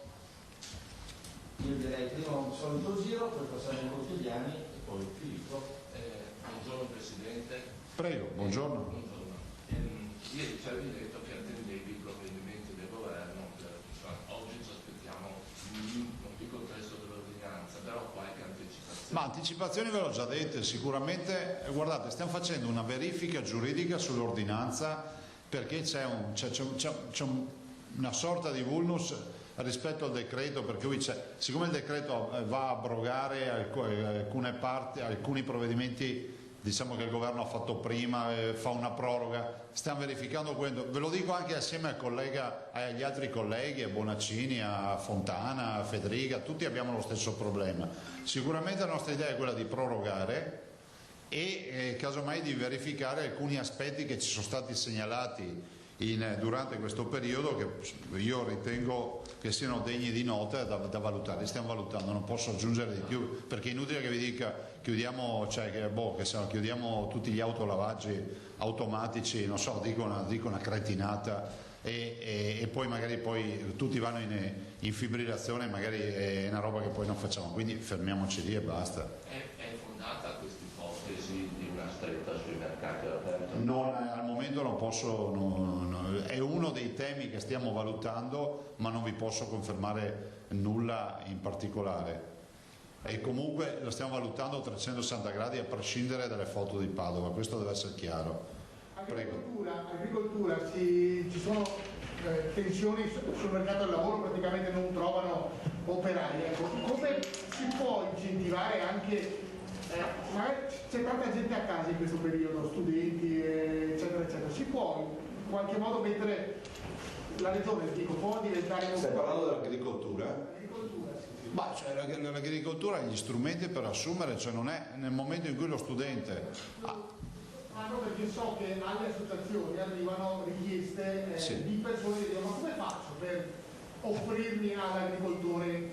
Ma se arrivano le associazioni di categoria, che sono le associazioni di agricoltori, sono in grado di creare il matching tra datore di lavoro e lavoratore. Nel momento in cui lo studente che a casa ha, che so, il contratto per andare, che so, a fare qualcosa in agricoltura, evito esempi, è autorizzato a spostarsi di casa per andare a lavorare, cioè il luogo di lavoro sarà l'azienda agricola. La struttura regionale che ha in mano noi non abbiamo il matching non riusciamo a crearlo, però dico che se qualcuno vuole, sì, è che non riusciamo a occuparci anche del portale in questo momento, lo vorremmo fare ma in un momento diciamo diverso, ma la verità è che do come indicazione di chiamare le associazioni di categoria, cioè le associazioni di categoria agricole, basta internet, associazioni di categoria agricole, evito di citarle perché poi anzi le cito, Coldiretti, CIA, Copagri e poi avrò dimenticato qualcun altro, Confagricoltura, grazie. Non per ultima, ma le ho ricordate quasi tutte perché poi ce ne sono altre. Uno va e quindi fa Coldiretti, Confagricoltura, CIA, Copagri e le associazioni e poi contatta, hanno tutte sedi provinciali, quindi è facile, uno digita la propria provincia e appare sicuramente il riferimento telefonico e l'email. Presidente, scusa, sul piano proprio sanitario, volevo fare una domanda che ha due aspetti, ma insomma l'argomento è lo stesso, ed è quello delle guarigioni dei contagi. Oggi sul nostro giornale la direttrice scientifica della Fondazione Città della Speranza, la professoressa Viola, dice ottimo da un punto di vista di ricerca scientifica il progetto sierologico, il progetto di test sierologici, però secondo me non garantirà una patente di guarigione perché gli anticorpi, dice lei, si sviluppano ma poi spariscono e quindi questo fatto lo abbino all'altro aspetto della domanda. Ieri la Fondazione Cartario ha fatto uno studio sui decessi, prendendo in esame 1000 comuni e andando a ritroso nella media della mortalità negli ultimi 5 anni. La faccio breve. Secondo la Fondazione Cattaneo, i decessi per coronavirus reali sono il doppio di quelli certificati. Alla stessa conclusione è arrivato il quotidiano di Bergamo, che ha fatto un'indagine sulla mortalità a Bergamo che è stata ritenuta plausibile dal sindaco di Bergamo poi. Allora la domanda ha due aspetti. Uno, qual è la dimensione credibile dei decessi e dei contagi al di là di quello che riusciamo a certificare? Due, questa patente di guarigione, gli scienziati mi sembrano un po' discordi su questo come su tanti altri punti, che efficacia potrà avere? Guardate, sui decessi noi confermiamo e certifichiamo che tutti i decessi che hanno il paziente coronavirus positivo sono decessi da coronavirus, punto.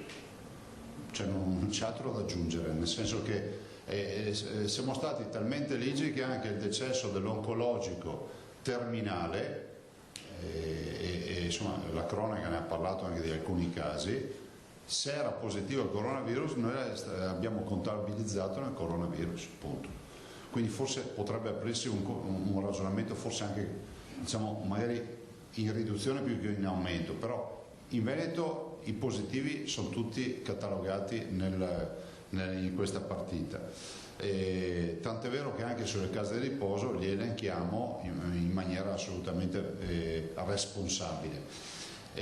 Dall'altro il tema della patente, queste robe, io non ho letto le dichiarazioni, dico che voi dovreste fare un lavoro utile alla comunità, fate un bel forum con tutti gli scienziati e poi avete tutte le risposte che volete, cioè inutile che chiedete a me se uno scienziato ha ragione, cosa volete che vi dica, che i nomi di quelli che dicono il contrario, lo troverei anche poco rispettoso, no?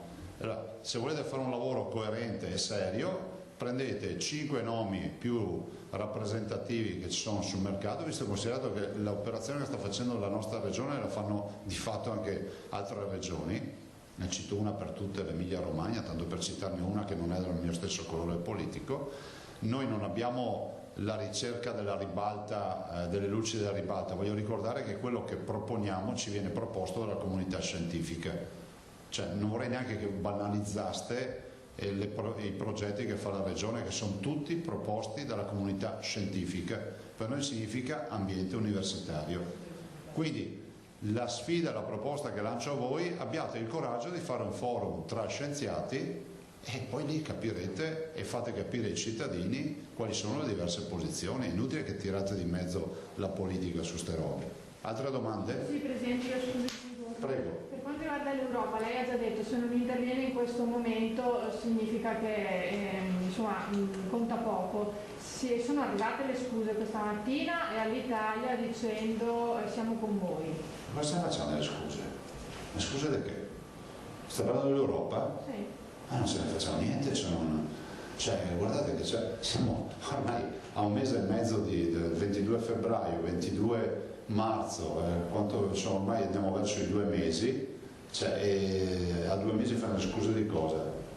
Sky? Cioè, queste sono le scuse reali che dobbiamo avere noi. L'Europa, anche perché noi siamo contribuenti netti positivi per l'Europa, cioè diamo di più di quello che l'Europa ci restituisce ogni anno, per cui non è che andiamo a chiedere la luna, cioè, in questo momento, dopo tutti questi anni, penso che sia doveroso che l'Europa ci risponda. Cioè, non vorrei che qualcuno pensi che bastino le scuse, cioè, non servono, cioè, va bene, le scuse è un atto di cortesia, di buona educazione, basta, fine. Presidente, però oggi avrà notato che c'è un grande dibattito anche in Olanda e in Germania, che erano i due paesi che sono schierati contro l'Italia. Cioè, sta cambiando anche il suo parere, cioè nota qualche cambiamento? Ma secondo, se non altro nell'atmosfera? Secondo me nel popolo tedesco e nel popolo olandese, ma in generale nel popolo europeo, ci sarà assolutamente un'azione di solidarietà che costringerà i loro governanti a rivedere le posizioni. Ci ho l'impressione veramente che stiano giocando con il fuoco a casa loro, perché poi nel cittadino scatta la solidarietà. Se noi vedessimo il popolo tedesco in difficoltà non diremmo all'Italia non aiutarli, no? Cioè, in questo momento ci si aiuta, è logico, no? È un fatto di solidarietà, ma è un fatto anche di coerenza, perché l'Europa ha una dimensione politica, sociale, culturale, storica, le sta perdendo tutte queste dimensioni. Presidente, posso? L'ultima? Sì, dopo spiego un attimo.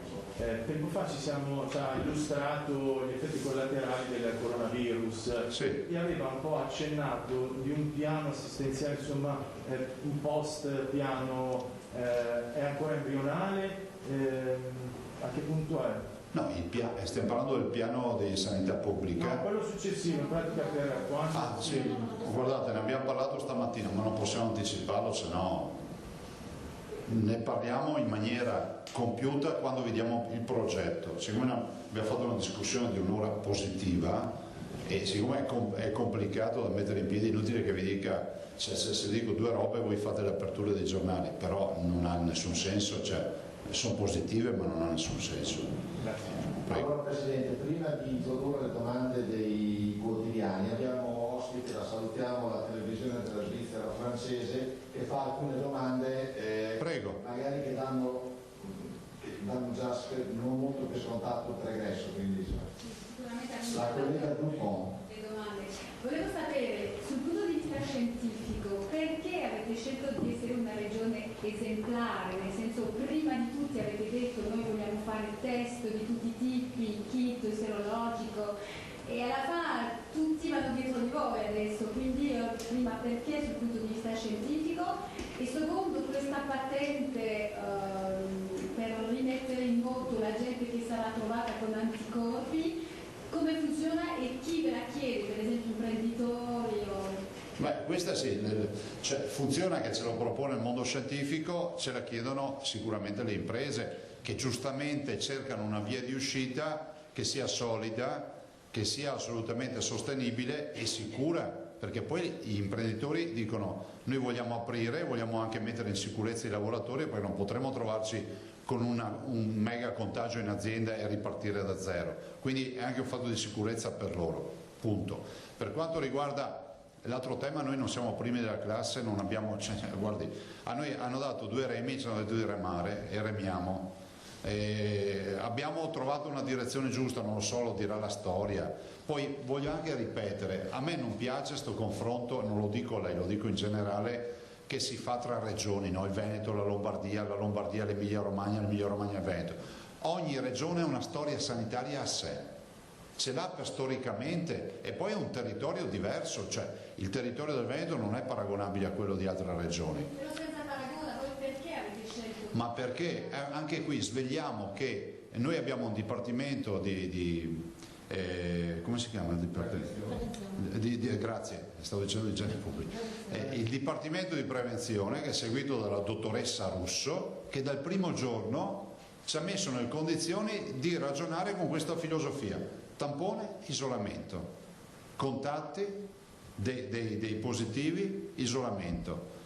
Dopodiché il 22 febbraio, la sera alle 6 di sera, quando abbiamo scoperto i primi 2 contagiati, colui che ha deciso di fare i 3.000 tamponi a Vo sono stato io, nessun altro, che sia chiaro, che nessuno si accrediti sta roba, perché sono stato anche contestato per quei 3.000 tamponi, e io non li ho fatti con una visione scientifica, li ho fatti con la visione di dare tranquillità a 3.000 persone che si ritrovavano 2 contagiati, e ne è venuto fuori poi che è stata una sorpresa trovare 66 positivi che non sapevano di essere stati contagiati e che molti di quali non conoscevano neanche i primi 2 contagiati. Li abbiamo isolati, dopodiché alla fine della quarantena sono stati rifatti i tamponi, l'Università di Padova ha chiesto di poter fare un progetto scientifico e abbiamo scoperto che i 66 erano diventati 6, non 600, 6. E questo ci ha insegnato che isolare e tamponare funziona. Però voglio ricordare che noi al terzo giorno, cioè il 25 di febbraio, dopo 3 giorni, avevamo già fatto 4.000 tamponi in Veneto. Noi siamo partiti subito con i tamponi. Oggi è più difficile fare tamponi, ma mancano i reattivi. E anche sui test sierologici abbiamo problemi con la Cina, perché abbiamo comprato 100.000 kit per fare le prove, e lo sdoganamento col governo cinese non è facile. Oggi il vero tema sono le merci, perché il mondo in crisi blocca le merci. Però chi avrà gli anticorpi ritornerà al lavoro? Allora, io penso che questo è un tema, allora direi che il mondo scientifico, sentendo i commenti anche prima di Tosato, sembra non tutto, dice che la risposta anticorpale può validare l'immunità, no? Cioè il fatto che si è stati immunizzati, cioè non misura solo le IgM, cioè le IgM, ma anche le IgG, quindi tutte e 2 le immunoglobuline. E quindi uno dice, bene, si è negativizzato perché il tampone è negativo, ha gli anticorpi, in teoria è così, quindi da lì nasce l'idea della patente.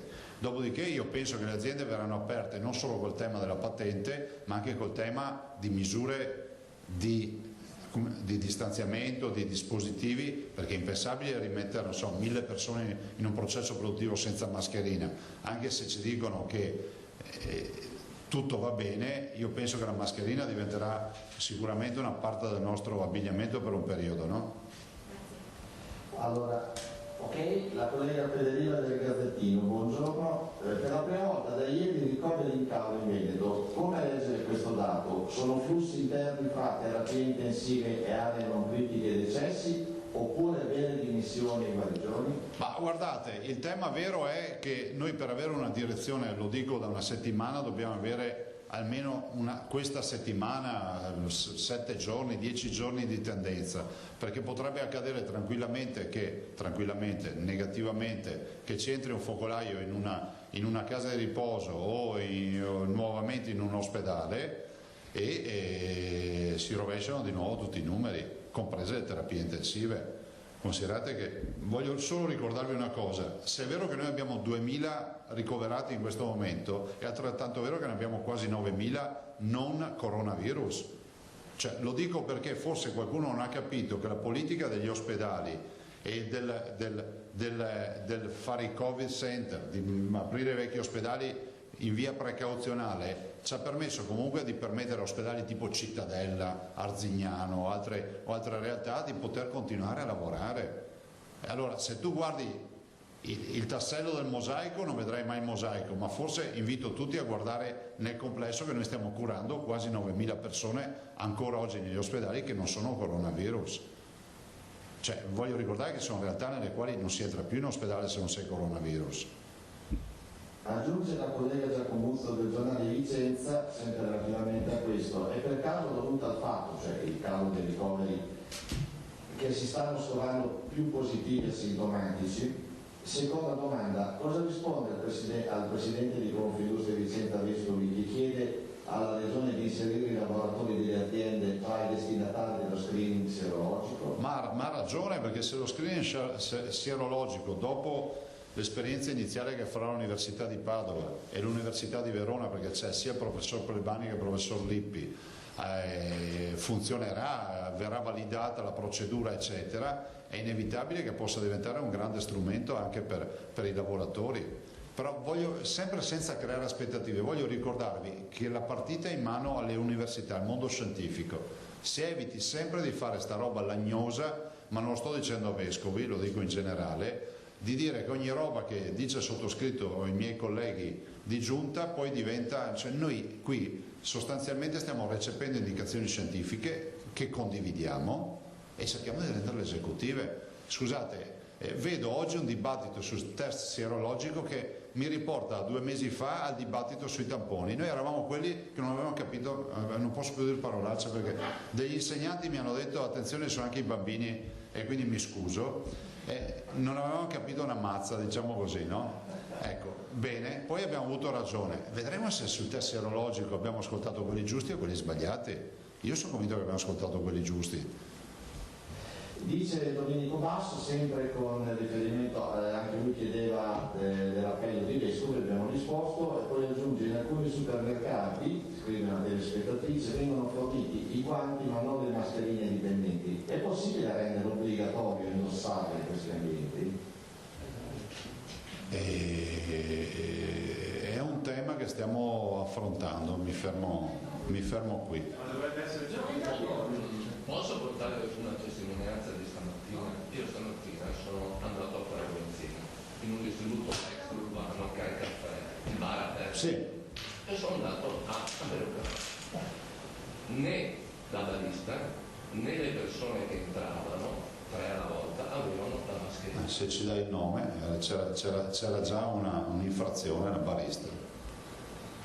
Quindi la barista sarà obbligata della mascherina? Guardate, cioè, i dispositivi e i guanti sono fondamentali. Adesso ragazzi siamo in guerra, è inutile che ogni secondo qualcuno tira fuori il manuale per vedere l'uso, le istruzioni per l'uso e manutenzione. Cioè, mi sembra che il buon senso ci insegni che i dispositivi devono esserci i guanti e la mascherina. Tocchi gli alimenti. Allora, diciamolo fino in fondo, in questo paese sulla mascherina non si è spinto tanto per settimane perché non c'erano. Abbiamo addirittura sentito scienziati, ieri ho litigato anche in una radio, scienziati che ci hanno detto ditelo voi se li avete sentiti, perché ieri sembrava che io dicessi una roba, che ci dicevano che la mascherina dovevano portare solo i positivi. Abbiamo sentito tutti questa frase. La verità è che la mascherina, avendole, la devono portare tutti. I positivi per non contagiare gli altri, i negativi, quelli sani per non essere contagiati, punto. Il collega Filippo ancora? No. No, ha preso il caffè, ha fatto il distributore. Caffè è pieno, basta. Allora, Francesco Dalmas, Ascar News dice che il mondo del turismo è alle prese con la ripartenza estiva, con gli italiani e gli stranieri bloccati. Qualche idea? Defiscalizzare le vacanze, incentivi monetari? Guardate, noi non abbiamo strumenti e disponibilità finanziaria per pensare a queste cose. Stiamo stornando fondi comunitari e la programmazione comunitaria. Potremmo fare alcune attività con i fondi comunitari, però ci fermiamo lì. Voglio ricordarvi che noi non applichiamo tasse in questa regione, siamo gli unici in Italia, quindi non preleviamo 1.179 milioni di euro all'anno. In via teorica, se applicassimo le tasse. Da 10 anni questo sta accadendo in questa regione. So che ci si accorge di più quando si pagano le tasse di quando non si pagano, ma non costringetemi a metterle per farvi capire quanto non le pagavate. Il direttore dell'ANSA, Luigi Contu, che salutiamo, fa alcune domande direttamente attraverso la redazione di Venezia. Test sierologici già partiti, quanti ne volete fare? Guarda, qui all'università sicuramente in via assolutamente microsperimentale sono pronti, però il tema vero è che i 100.000 kit di reagenti sono quelli che danno la stura poi a partire alla grande. C'è già il progetto depositato che vi abbiamo dato, firmato dai 2 docenti. A che punto siamo sull'app per la tracciabilità in vista di un'eventuale sulla tracciabilità delle persone in isolamento? No. In vista della nuova fase a che punto siamo? Ci sono tante offerte, però ecco, anche sul tema delle applicazioni l'intelligenza artificiale ci aiuta molto su questo fronte. Considerate che poi stiamo valutando un po' tutto, però ripeto, se non c'è una norma a livello nazionale che ci permette di essere incisivi e controllare veramente gli spostamenti, tutto il resto diventa fuffa, perché è inutile che facciamo tanti discorsi sulla tracciabilità dei cittadini e per verificare che la gente stia a casa se è positiva, se poi non puoi, devi rispettare la privacy, rispettare il fatto che non puoi guardare i tabulati telefonici, altre robe, devi ridurti a fare la denuncia in procura, perché questa è la legge oggi. Quindi ad oggi a me non risulta che il governo italiano abbia attutito il tema del rispetto della privacy, quantomeno rispetto ai movimenti. Sempre la terza domanda del direttore Contu, sulla Pasqua blindata, come si sta organizzando per rinforzare i controlli? Ma guardate, semplicemente chiedendo alle forze dell'ordine e a tutti coloro che hanno un ruolo di vigilanza di far rispettare le regole, ma il vero appello lo si fa al buonsenso e al senso civico di Veneti, che lo hanno dimostrato. E lasciatemi ringraziare ancora una volta, guardate, non sottovalutate questo aspetto. Se in Veneto funzionano le restrizioni, grande ruolo l'hanno avuto i ragazzi, fidatevi, perché i ragazzi sono quelli che hanno pagato di più le restrizioni e sono quelli che le rispettano di più le restrizioni. Io vi farei vedere posta che arriva tutti i giorni, cioè prendete paura di quanto materiale arriva dai ragazzi, però per loro è diventato quasi una sfida, no? di creare questo grande network, e infatti i ragazzi non li vedete in giro se osservate, se fate attenzione quando camminate in giro, vedete quanti ragazzi vedete in giro, restano in casa. Guarda, oggi mi ha scritto una ragazza, penso che sia una delle superiori, mi ha chiesto, perché poi ci fanno dei quesiti, mi chiede, io devo prendere la corriera con mia madre da Porte Grandi, andare a Treviso, a scuola, a prendere un computer perché io non ce l'ho per fare lezione, posso andarci? Cioè, questi sono i ragazzi. Io spero che nessuno li fermi per strada e gli faccia una multa. Io ho detto, guardate, secondo me sì, fatevi fare una dichiarazione dalla scuola che siete andati lì per quello e basta. Cioè, capite il problema di questa ragazza? Non mi ha scritto quando mi fai uscire perché devo far festa, mi ha chiesto devo andare a prendermi il computer per fare lezione. È una roba straordinaria. Valorizzateli sti ragazzi. Nicolo Simoro chiedeva sulle restrizioni, prima domanda, ma mi pare che abbiamo già risposto ampiamente, e la seconda domanda è a che punto è il piano per mandare in albergo a fare convalescenza i malati dimessi ma non ancora in grado di tornare a casa per ovvi motivi. Stiamo lavorando, rispondo anche a Nicolo Simoro, stiamo lavorando, è un piano complicato che stiamo facendo, abbiate un attimo di pazienza, ma siamo sul pezzo di questa roba qui. L'ultima domanda, Giorgio Malavasi, gente veneta, lavora in agricoltura o in altri ambiti, la Regione potrebbe attivare dei voucher per lavoratori occasionali? Non è una nostra competenza attivare i voucher, però capisco la domanda e sarebbe un bel metodo. Poi ovviamente il tema è che poi c'è sempre l'incrocio della domanda e dell'offerta. Io avrei concluso e vi ringrazio, però vi lascerei, oltre agli assessori, non so se volete andare a un aggiornamento sulle case di riposo, ma l'assessore Bottacin oggi in particolar modo, che è successo? Io sono l'ultima domanda. Cioè, se veniamo adesso... Scusate, mi dimenticavo l'ultimo, sì, avete ragione. Sì, no, solo... Prego. Allora, quello che ha detto sui ragazzi che vanno valorizzati, benissimo. Sappiamo anche la posizione della Regione per quanto riguarda la scuola, eccetera. Volevo chiedere una cosa, lei sa di un caso di una mamma di Bassano con un figlio disabile? Sì. Ecco, volevo chiedere cosa possono rispondere a questi genitori? Io ho scritto al direttore scolastico regionale proprio stamattina perché sono più casi, ovviamente ho visto il caso che avete mandato in onda voi, ho visto il servizio su Rete Veneta mi sembra fosse, e ha assolutamente ragione, stiamo parlando di ragazzini disabili che hanno bisogno dell'attività di sostegno, che hanno bisogno, come diceva giustamente questa mamma, di un sostegno che sia anche non abbassare la guardia rispetto al percorso formativo, perché un vuoto in una settimana in un ragazzino con difficoltà crea un vuoto e si perde tutto quello che era stato costruito nel frattempo, e quindi penso che sia doveroso che l'istituto scolastico regionale dia supporto anche a questi ragazzi che dovrebbero essere messi per primi, non per secondi.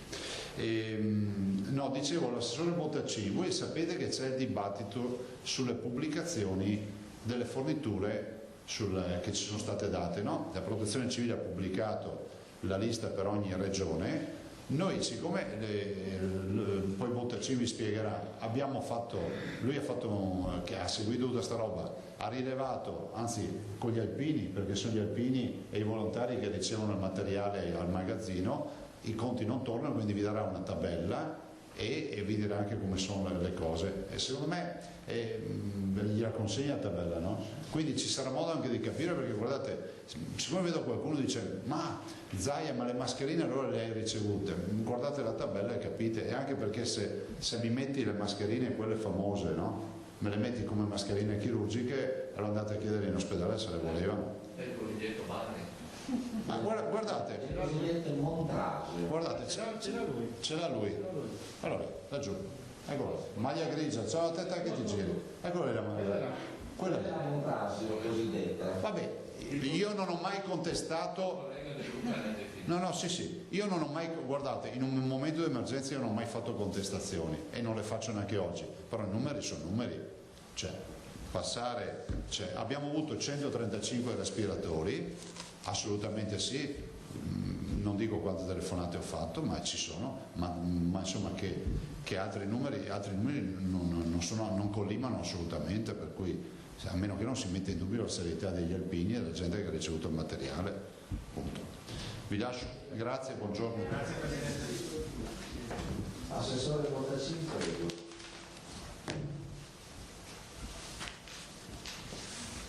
Ovviamente, come ha detto il Presidente, poi vi daremo la tabella, o mi aspettate che faccio delle fotocopie oppure ve la mando sui sistemi digitali.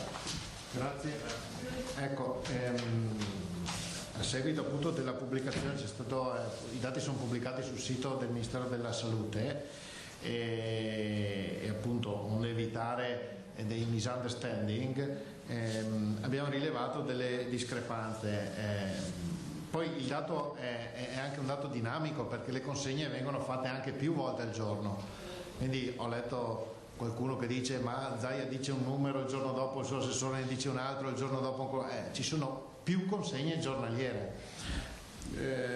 quindi è evidente che il dato non può essere statico. Io vi darò la tabella della situazione allo stato attuale, cioè ieri sera a mezzanotte, e fra l'altro abbiamo scritto anche una lettera al dottor Arcuri appunto per evidenziare che ci sono delle discrepanze fra il dato che abbiamo rilevato noi e il dato che lui pubblica sul suo sito, in ottica di collaborazione naturalmente, no? Quando vedi che due numeri non tornano bisogna trovare il matching, in modo particolare sulle mascherine i numeri non tornano, sia per quanto riguarda i numeri sia anche per quanto riguarda il fatto che non su tutte le mascherine è individuabile la certificazione relativa, no? Come diceva il Presidente, le mascherine, quelle appunto non chirurgiche, non possono essere considerate dispositivi sanitari e quindi vanno tenute separate. Avrete poi dopo una tabellina che estrapola proprio le differenze per quanto riguarda le mascherine. Mascherine uso sanitario, secondo quelli che sono i dati nostri, sono, tanto per darvi un'idea, poi avete la tabella, 4.770.103 e secondo quanto riporta il Ministero, e invece secondo le nostre rilevazioni sono 2.170.880.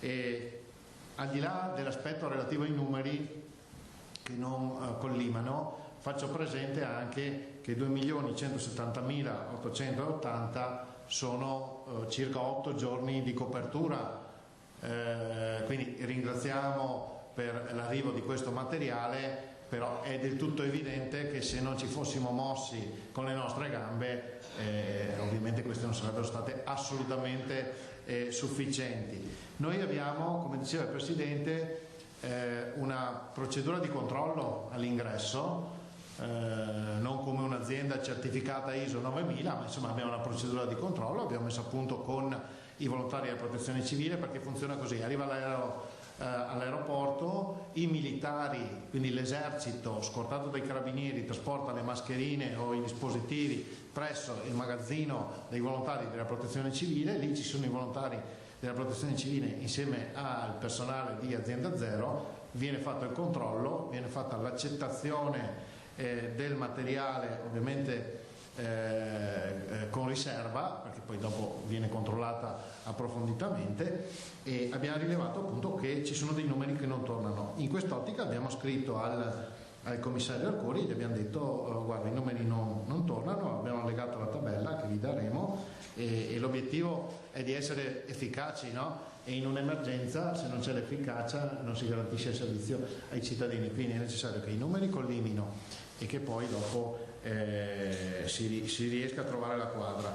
Lo dico, abbiamo voluto sottolinearlo al Presidente anche alla luce, come diceva lui, di qualche cosa che si legge in giro, qualcuno che insomma li sta un po' tirando un po' di qua un po' di là i numeri.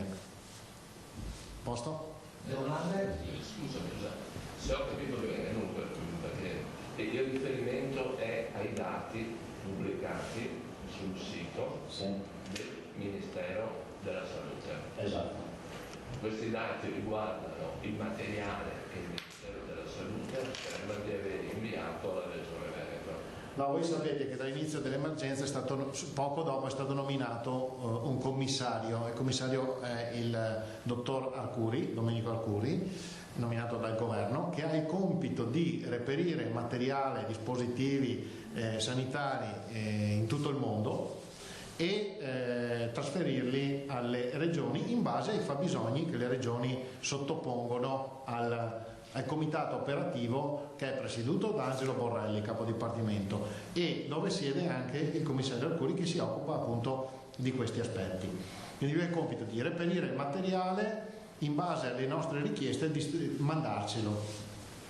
Siccome da un paio di giorni, mi pare 2 o 3 giorni, ha deciso il commissario di inserire il dato in maniera trasparente, e io condivido questa cosa, in un sito, in modo particolare nel sito del Ministero della Salute, quindi ognuno può entrare, abbiamo rilevato che c'erano dei dati che non tornavano e quindi abbiamo scritto al commissario e abbiamo detto guarda che a noi questi numeri non tornano, e quindi abbiamo voluto segnalarlo, perché l'obiettivo è quello di tararci in modo tale da essere allineati.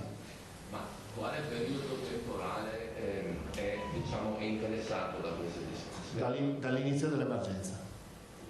Dall'inizio dell'emergenza. E hai fatto il riferimento alle mascherine, ovvero se non sbaglio 4,7 milioni dichiarati e 2,17 invece ricevuti dal Veneto. Si riferisce all'intero periodo dell'emergenza? Assolutamente sì. Per quello che dicevo, sono neanche 10 giorni di copertura e il periodo dell'emergenza è più di un mese che è iniziato. E le altre discrepanze? No, ci sono anche discrepanze su altri numeri, sui camici c'è un meno 300, da 1500 a 1200, sui guanti 400, 4500 in meno rispetto a quanto dichiarato, sul sito trovate 699.000, ma ve la diamo tutta la tabella, c'è tutto. E avete scritto segnalando queste cose al commissario? Assolutamente sì. Hai scritto tu? No, ha firmato il dottor Nicola Dell'Acqua sull'indicazione dell'unità di crisi. E avete avuto, prima della lettera formale, avete avuto un'interlocuzione formazione? Tutti i giorni, noi in comitato operativo, tutti i giorni noi, cioè non è che stiamo qui, tutti i giorni. No, non lo so che tutti i giorni di collegamenti, ma avevate segnalato questi numeri? Sì, allora le segnalazioni sono pervenute da noi e anche da altre regioni in più occasioni. Poiché non si trovava bene la quadra, abbiamo voluto poi, lui ha detto, io adesso pubblico sul sito, è trasparente, ognuno può vedere tutto quanto, lui ha pubblicato, noi abbiamo fatto le nostre ricerche e valutazioni, siamo risaliti dall'inizio dell'emergenza ad oggi, i documenti sono lì e quindi abbiamo segnalato formalmente questo aspetto. La spiegazione che vi date? La spiegazione non devo mica darla io. No, voglio dire, come... Filippo, dai, hai fatto il pieno, basta, però sì. Hai i numeri, fai il numero. Dopo ti do la tabella e anche la lettera, dai. Sentiamo, magari sentite il commissario. Bene ragazzi, adesso vi faccio del po' di fotocopie e proprio gli altri le andiamo in digitale. Grazie. Buon lavoro. Grazie.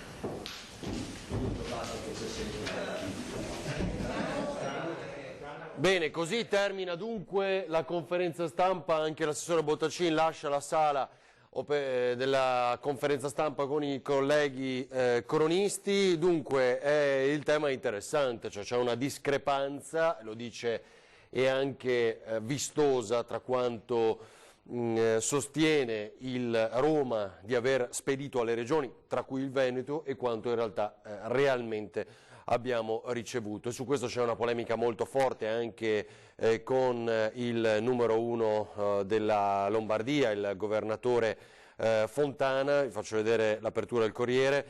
Solo briciole da Roma, ci siamo dovuti arrangiare da soli, il numero di mascherine che ci arrivano dalla protezione civile non ci avrebbe consentito di aprire gli ospedali.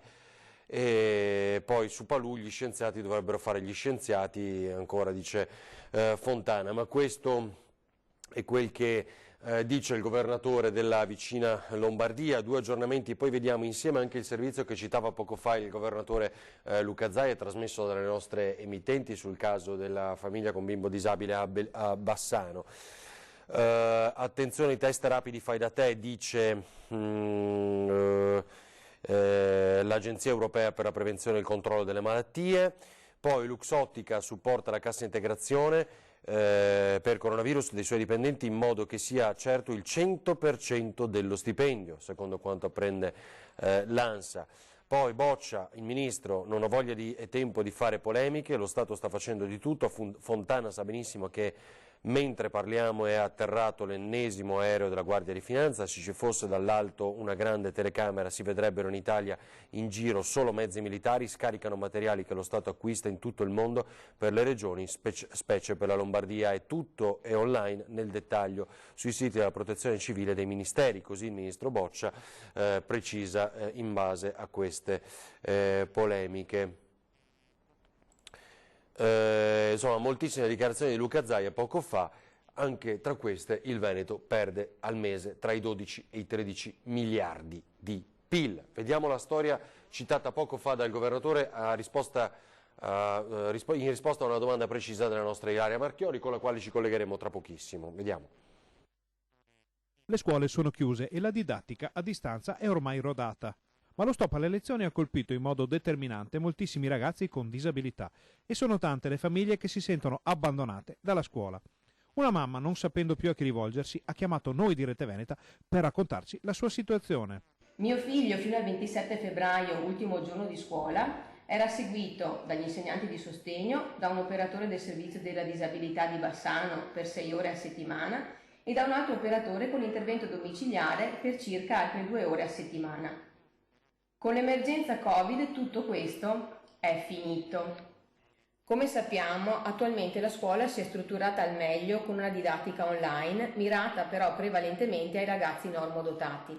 Dal servizio di disabilità, ad un mese dall'inizio dell'emergenza, non è ancora arrivato alcun tipo di provvedimento. La scuola si è strutturata infatti con la didattica a distanza, che però è mirata soprattutto ai normodotati. I ragazzi disabili devono essere seguiti in modo costante e hanno bisogno di continuità sia per le figure di riferimento che per la scansione dei tempi, delle tempistiche giornaliere. Io sono consapevole che l'emergenza ha cambiato le abitudini di tutti noi, ma per questi ragazzi il cambiamento è nettamente amplificato, anche perché in molti casi non riescono a capire completamente quello che sta succedendo. Hanno per questo bisogno di maggiore aiuto. La mamma non vuole innescare alcuna polemica, ma chiede che qualcosa venga fatto per le tante famiglie che, come la sua, si trovano nelle condizioni di non poter assicurare una continuità didattica ai propri figli.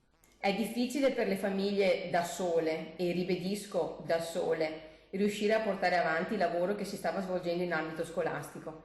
Di conseguenza, tutti i progressi che si erano ottenuti stanno andando perduti totalmente.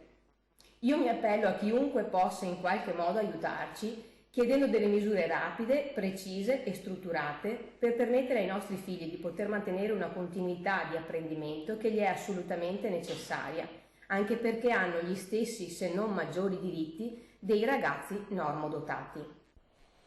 E ha assolutamente ragione questa signora, tant'è che adesso confermato anche dal governatore Luca Zaia che si è voluto interessare di questa segnalazione da parte delle nostre emittenti, così come di altre, perché molti ovviamente scrivono direttamente alla Regione. Saluto e ringrazio dalla redazione di Padova Chiara Gaiani. Ciao Chiara, buongiorno, ben trovata. Ciao Ferdinando, buongiorno a tutti i telespettatori. Che aggiornamenti hai?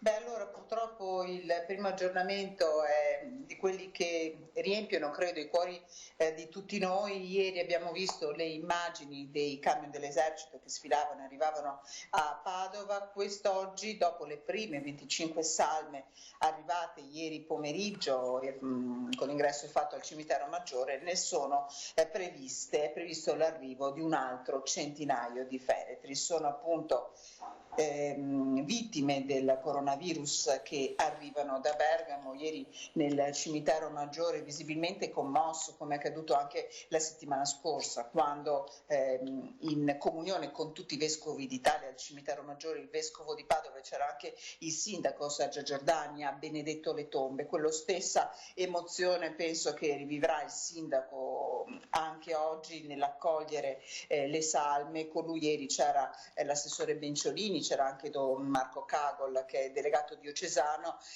proprio per benedirle. È un momento di grande sofferenza questo, soprattutto quando siamo costretti a salutare persone care senza di fatto poter avere questa grande vicinanza. Questa è la prima nota, una nota che credo in questo momento veramente accomuni tutti i padovani. Penso che nella presenza delle poche persone che ci saranno in cimitero oggi ci siamo proprio tutti noi veneti, che salutiamo emozionati e commossi l'arrivo di queste salme.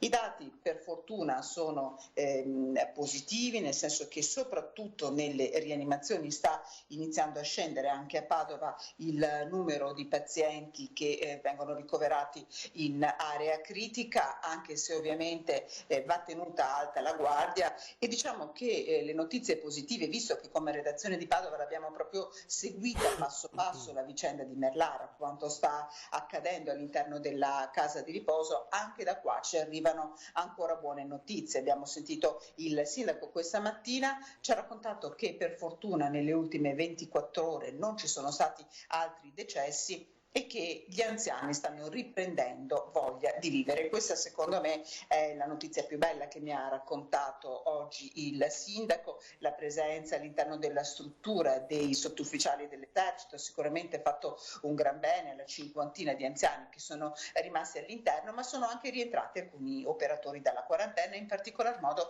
è rientrata la psicologa che permette quindi agli anziani di avere un collegamento con le famiglie attraverso la videotelefonata. Anche questa è una notizia positiva, anche se la situazione nelle case di riposo della provincia resta ancora molto pesante. Probabilmente è il punto in cui c'è maggiore attenzione da parte di tutti. Mi dava anche un'altra notizia il sindaco di Merlara, dicendomi che per fortuna all'interno della casa di riposo di Merlara i presidi per il personale sono presenti, si inizia a poterne trovare, c'è quindi più disponibilità sul mercato e le varie CDA delle case di riposo stanno appunto cercando di poterli acquistare per poter operare all'interno in sicurezza.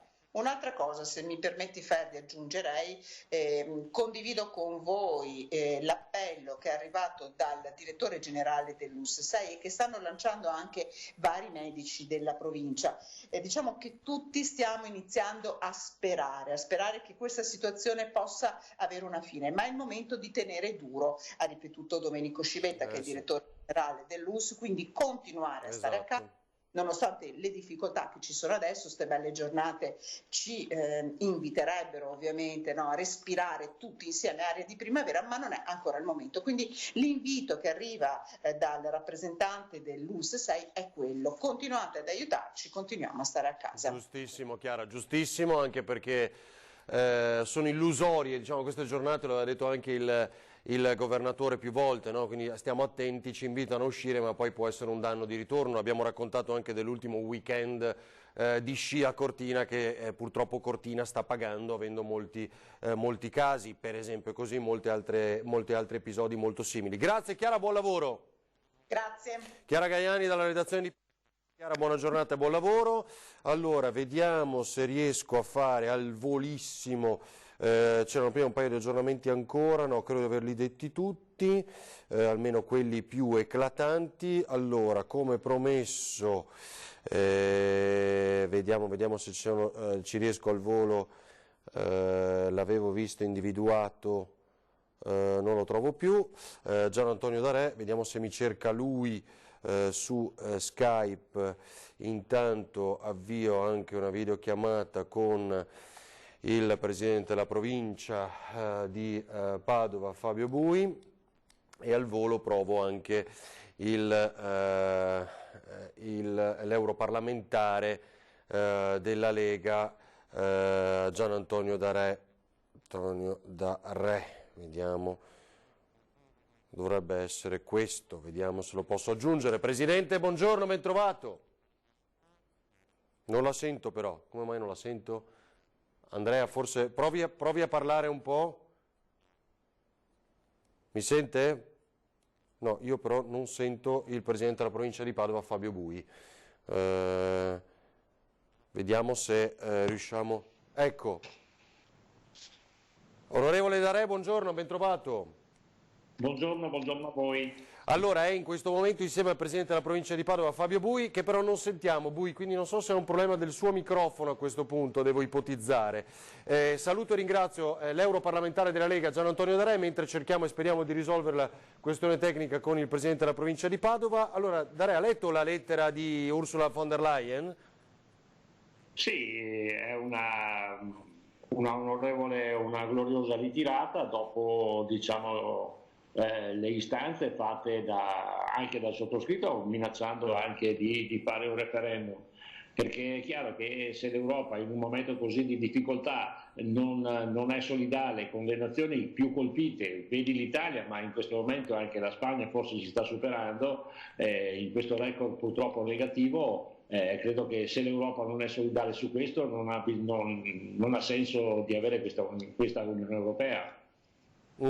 Tra l'altro adesso vedevo, si chiama SURE, adesso guardi, faccio vedere dalle pagine online, dov'era, forse su Repubblica, eccolo qua, l'Unione Europea lancia SURE, 100 miliardi contro la disoccupazione, bilancio sia il nostro piano Marshall.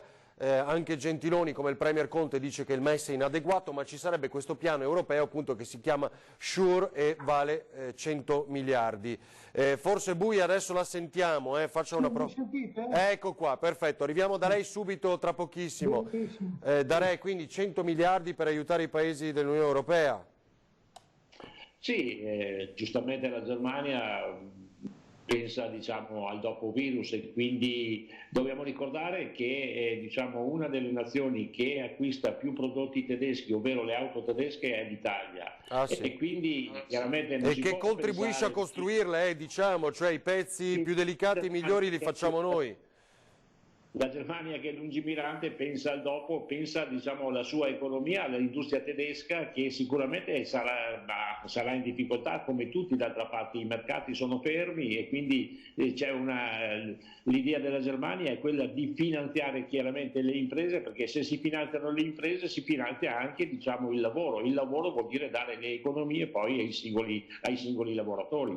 Ma poi anche lei poi è stato in quarantena, no? Perché gli europarlamentari ormai un mese fa, soprattutto quelli che arrivavano da quelle che erano le zone rosse allora, cioè per esempio il suo caso, siete stati in quarantena a Bruxelles, com'è stata?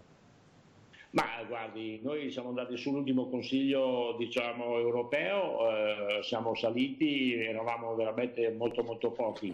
E tant'è vero che ci guardavano con sospetto e soprattutto come degli appestati. Tant'è vero che un giorno ci hanno lasciato anche a piedi, diciamo, quelle che erano le auto di servizio del Parlamento europeo. Non è un problema perché poi avevano sostituito quei taxi.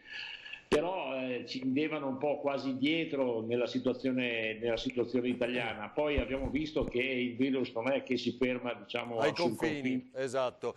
Senta, ma solo un altro flash, volevo chiedere, e in questo momento vi riunite in qualche maniera, cioè quindi tramite...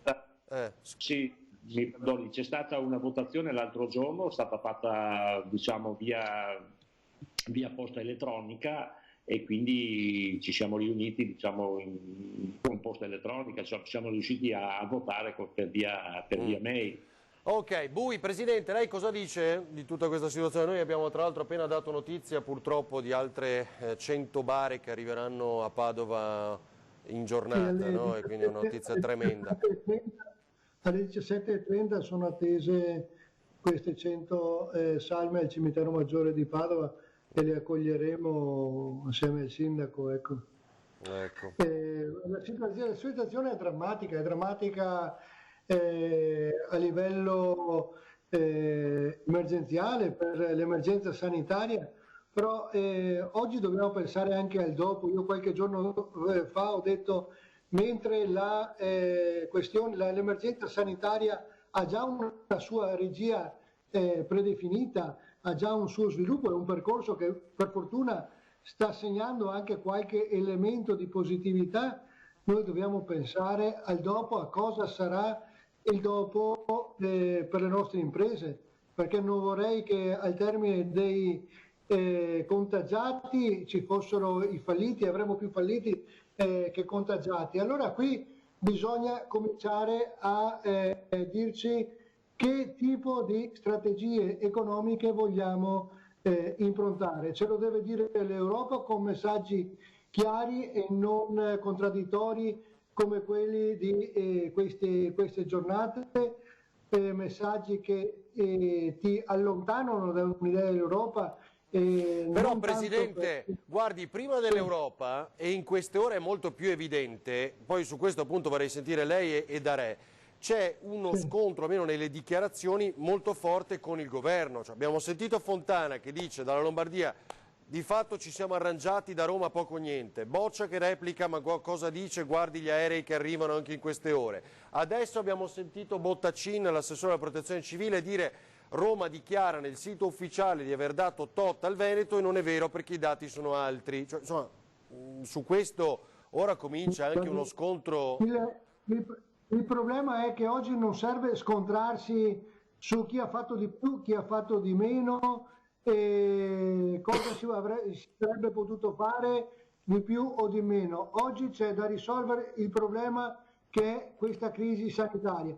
Tutti quanti facciano in silenzio la loro parte, poi alla fine vedremo se qualcosa si sarebbe potuto fare meglio. Ma oggi questi scontri tra istituzioni non hanno alcun senso, né da una parte né dall'altra. Piuttosto ci vuole adesso strategia, e io lo ripeto perché sono veramente preoccupato per il dopo. Certo. L'altro giorno detto che attenti che non affrontiamo il dopo solo con una strategia assistenziale. Certo. che con l'assistenza non si fa sviluppo. Aspetti, Presidente dobbiamo... Fabio Bui, Presidente della Provincia di Padova. Andiamo da Re, europarlamentare della Lega, su queste tensioni col governo. Queste tensioni sul governo sono datate anche da questa emergenza che vede chiaramente i governatori, i sindaci in prima linea e quindi a contatto con la gente, quindi le telefonate dirette, e quindi questo mette in difficoltà chiaramente tutte queste persone, perché guardi, io ho fatto il sindaco e quando ci sono le emergenze la telefonata arriva al sindaco, ti arriva il cittadino proprio con un incontro diretto, e quindi questo crea tensione. Naturalmente chi sta a Roma magari percepisce meno il problema e quindi ci sono queste contrapposizioni. È chiaro, la penso anch'io, bisogna andare oltre, perché in questo momento serve combattere questo nemico invisibile che si chiama virus, e le difficoltà sono tante e tantissime. Certo, è un'emergenza che cambierà il mondo, che sta cambiando il mondo, naturalmente va ripensata la sanità, ma soprattutto per quanto riguarda, come diceva, non bisogna essere solo assistenzialisti, ed è vero, bisogna finanziare il lavoro, perché con il lavoro si può risolvere il problema. Non possiamo dare i soldi così una tantum. Questo va bene in questo periodo di grande emergenza in cui tutti siamo stati presi alla sprovvista, ma dopo bisognerà finanziare il lavoro. Chiarissimo.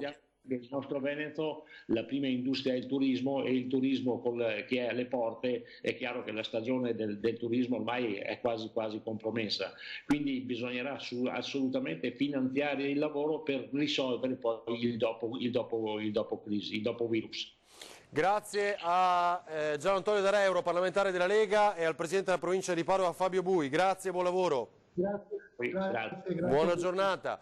Allora, credo che sia già pronta, eccola qui, la vedo inquadrata, con Sandro Ponchio e Ilaria Marchiori. Ilaria, riepiloghiamo un po' quanto detto oggi dal governatore, dai. Sì, eccoci qui, buongiorno a tutti. Innanzitutto volevo riallacciarmi, visto che ne stavi parlando proprio pochissimo fa, insieme al Presidente della Provincia di Padova Fabio Bui, parlando delle imprese, e hai anche citato quanto ha dichiarato poco fa durante la conferenza l'assessore alla protezione civile Giampaolo Bottacin. Ritornare un attimo su quella che è la questione delle mascherine, perché ho proprio qui la tabella con i numeri di cui ci parlavano poco fa. Ora non riesco a farvela vedere, per cui insomma ve li riporto io i numeri.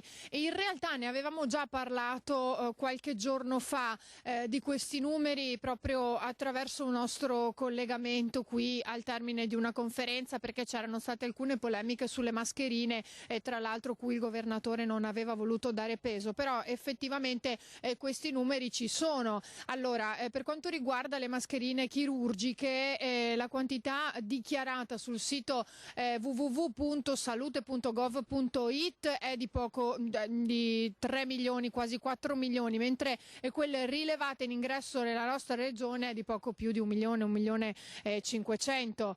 Dunque stiamo parlando di meno della metà, secondo questo numero, meno 2 milioni 382 470 per la precisione. Per quanto riguarda invece Ilaria, scusami, il sito del Ministero della Salute dice di aver dato al Veneto più di 3 milioni di mascherine, questo giusto? Allora, in realtà sì, quello che hai detto tu, sì, stavo guardando i numeri. E invece noi ne abbiamo ricevute... In totale, tra chirurgiche...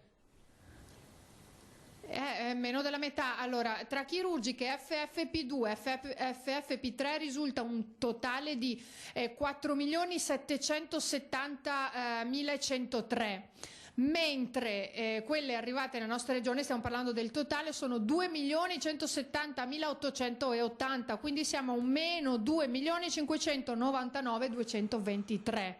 Quindi i dati insomma sono questi, numeri alla mano, a prescindere da tutte quelle che possono essere anche le polemiche, però questi sono i dati, e visto che se ne è parlato proprio la settimana scorsa, si era creata un po' questa polemica a cui il governatore non aveva voluto dar peso, come poi su tante altre questioni, perché questo non è il tempo delle polemiche. Ora però ci sono i dati alla mano e tra l'altro sotto gli occhi di tutti, perché quelli che sono sul sito del governo poi non corrispondono a quelle che sono arrivate qui nella nostra regione, quindi l'assessore Bottacina ha voluto evidenziarlo e specificarlo.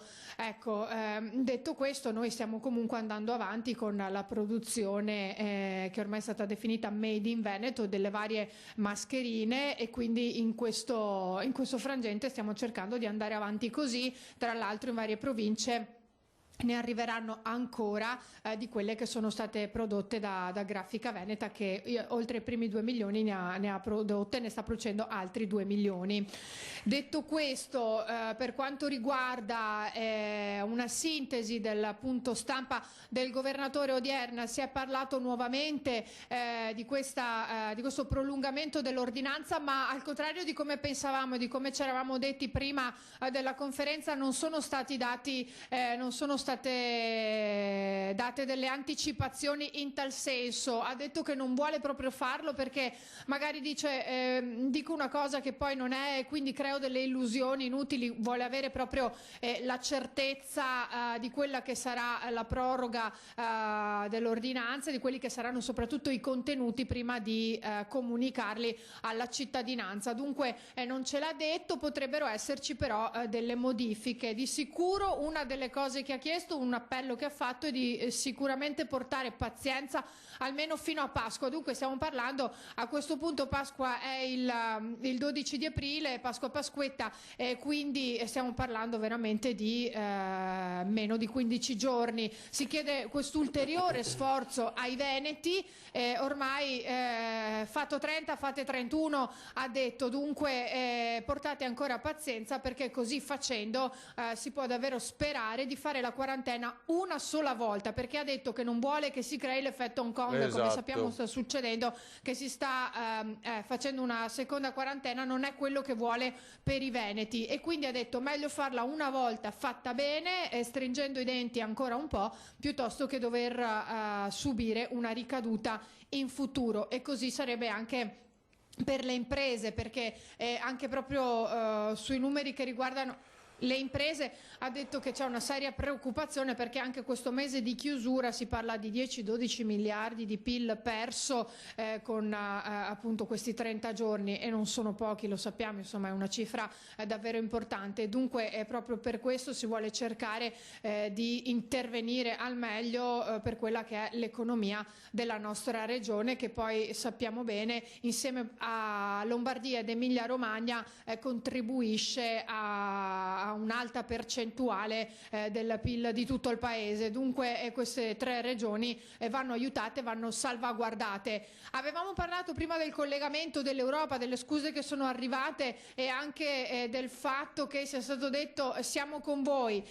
L'avete sentito in conferenza stampa, o per chi non l'avesse sentito, il governatore ha detto sì, benvengano le scuse, grazie, lo accettiamo, ma abbiamo bisogno di soldi. Anzi, ha usato proprio una terminologia veneta, qui vogliamo i skei, quindi proprio quello che insomma avevamo detto anche noi, vanno bene le scuse, però serve un aiuto concreto, perché qui c'è poco da scherzare, e se l'Europa ha detto non si fa vedere ora, non serve a nulla. Esatto, sì. Ilaria, scusami, dopodiché noi ieri abbiamo anticipato con Federico Canera, assessore regionale al turismo, il tema di quanti potrebbero essere isolati, e quindi negli alberghi della nostra regione potremmo utilizzare questo tipo di strutture per varie motivazioni che abbiamo ricordato anche nel corso di questa diretta straordinaria. Nell'accordo fatto con Federalberghi ne avete parlato, mi pare, e poi anche di questa sorta di patente per gli immunizzati. Ci vuoi aiutare un po' a capire meglio?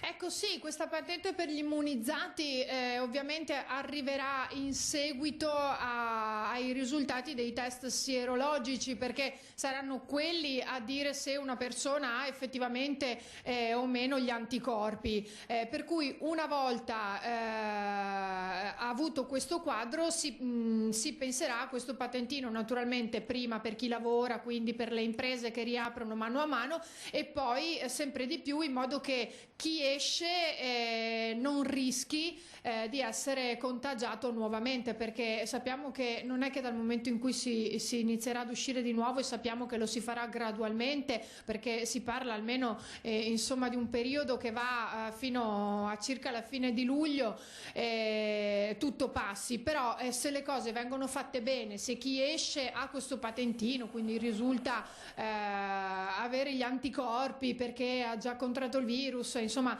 e ha questi anticorpi, ben venga, mano a mano, però questo lo si capisce proprio passo dopo passo, in base anche a quelli che saranno i risultati di questi test sierologici. Tra l'altro sappiamo che aumenteranno ancora il numero dei positivi, ma perché? Perché si stanno aspettando i risultati dei tamponi che sono stati effettuati nei giorni scorsi. Tra l'altro do un dato, poi torniamo da Ilaria: ieri 7.000 denunciati nel nostro paese, pensate 19 per violata quarantena, dall'11 marzo i sanzionati sfiorano invece 157.000. Follia, insomma, chi sa di essere positivo esce di casa. Vabbè. Ilaria, altro da ricordare invece di quanto detto dal Presidente?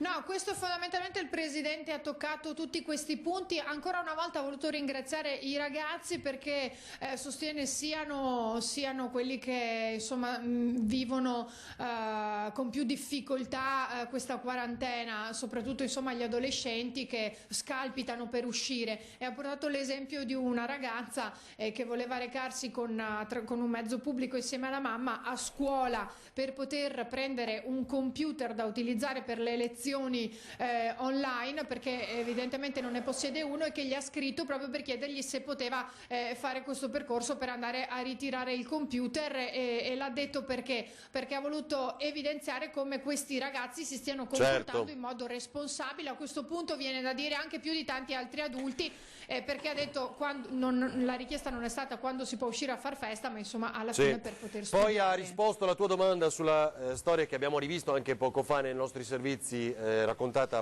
da Bassano, e quindi questo è importante. Sì. Poi che a tutte le ULSS sono già disponibili, a breve saranno disponibili i primi kit istantanei, mi sembra di aver sentito, no?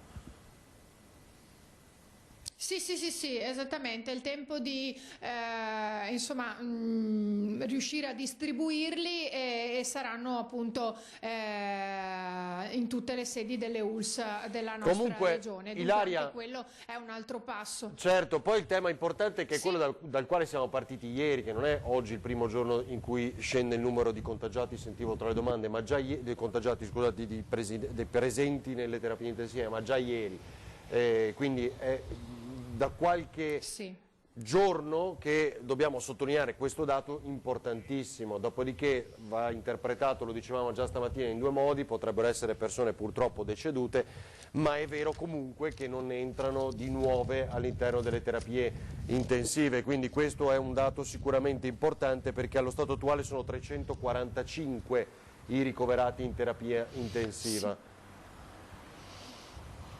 Sì, esattamente, sono 3 in meno rispetto a ieri sera, che insomma è già un numero, anche quando si vede un segno meno davanti, per quanto possa sembrare piccolo, però è un segno meno e non è un segno più, e questo è importante. Detto questo, il governatore ha voluto specificare, sottolineare che non significa che si debba abbassare la guardia, anzi che proprio questi sono dei segnali che stanno arrivando in quella che è stata stata definita da sempre la settimana cruciale, che vanno presi e vanno letti proprio perché la prima cura è restare a casa, e quindi ha detto non abbassiamo la guardia, non uscite, continuiamo così, perché quello che state facendo, gli sforzi che tutti stanno facendo, stanno dimostrando che avevamo ragione e che i numeri piano piano, seppur lievi e seppur lentamente, stanno calando. Va bene, Ilaria, grazie. Se hai altre cose da sottolineare, se no ci vediamo poi alle 19 col telegiornale di Venezia. Ci vediamo questa sera puntuali alle 19. Va bene, grazie, buon lavoro a Ilaria Marchiori e Sandro Ponchio. Dunque, c'è la pubblicità, tra pochissimo ancora aggiornamenti e collegamenti in diretta. Vi aspettiamo.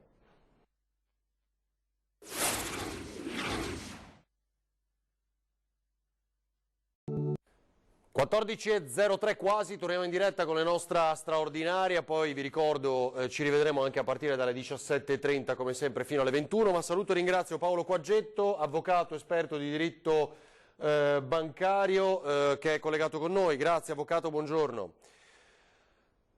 Allora, ci aiuta a capire cosa succede al sistema bancario. Noi abbiamo sentito molte cose in queste giornate, compreso il fatto che ci sia un accordo tra l'ABI, il governo, eccetera, che siano gli istituti bancari ad anticipare le casse integrazione. Insomma, è chiaro che sono tutte cose sulle quali ragionare. Magari tiene questo sistema, adesso si pensa all'intervento di 100 miliardi dall'Unione Europea, l'abbiamo citato questa mattina.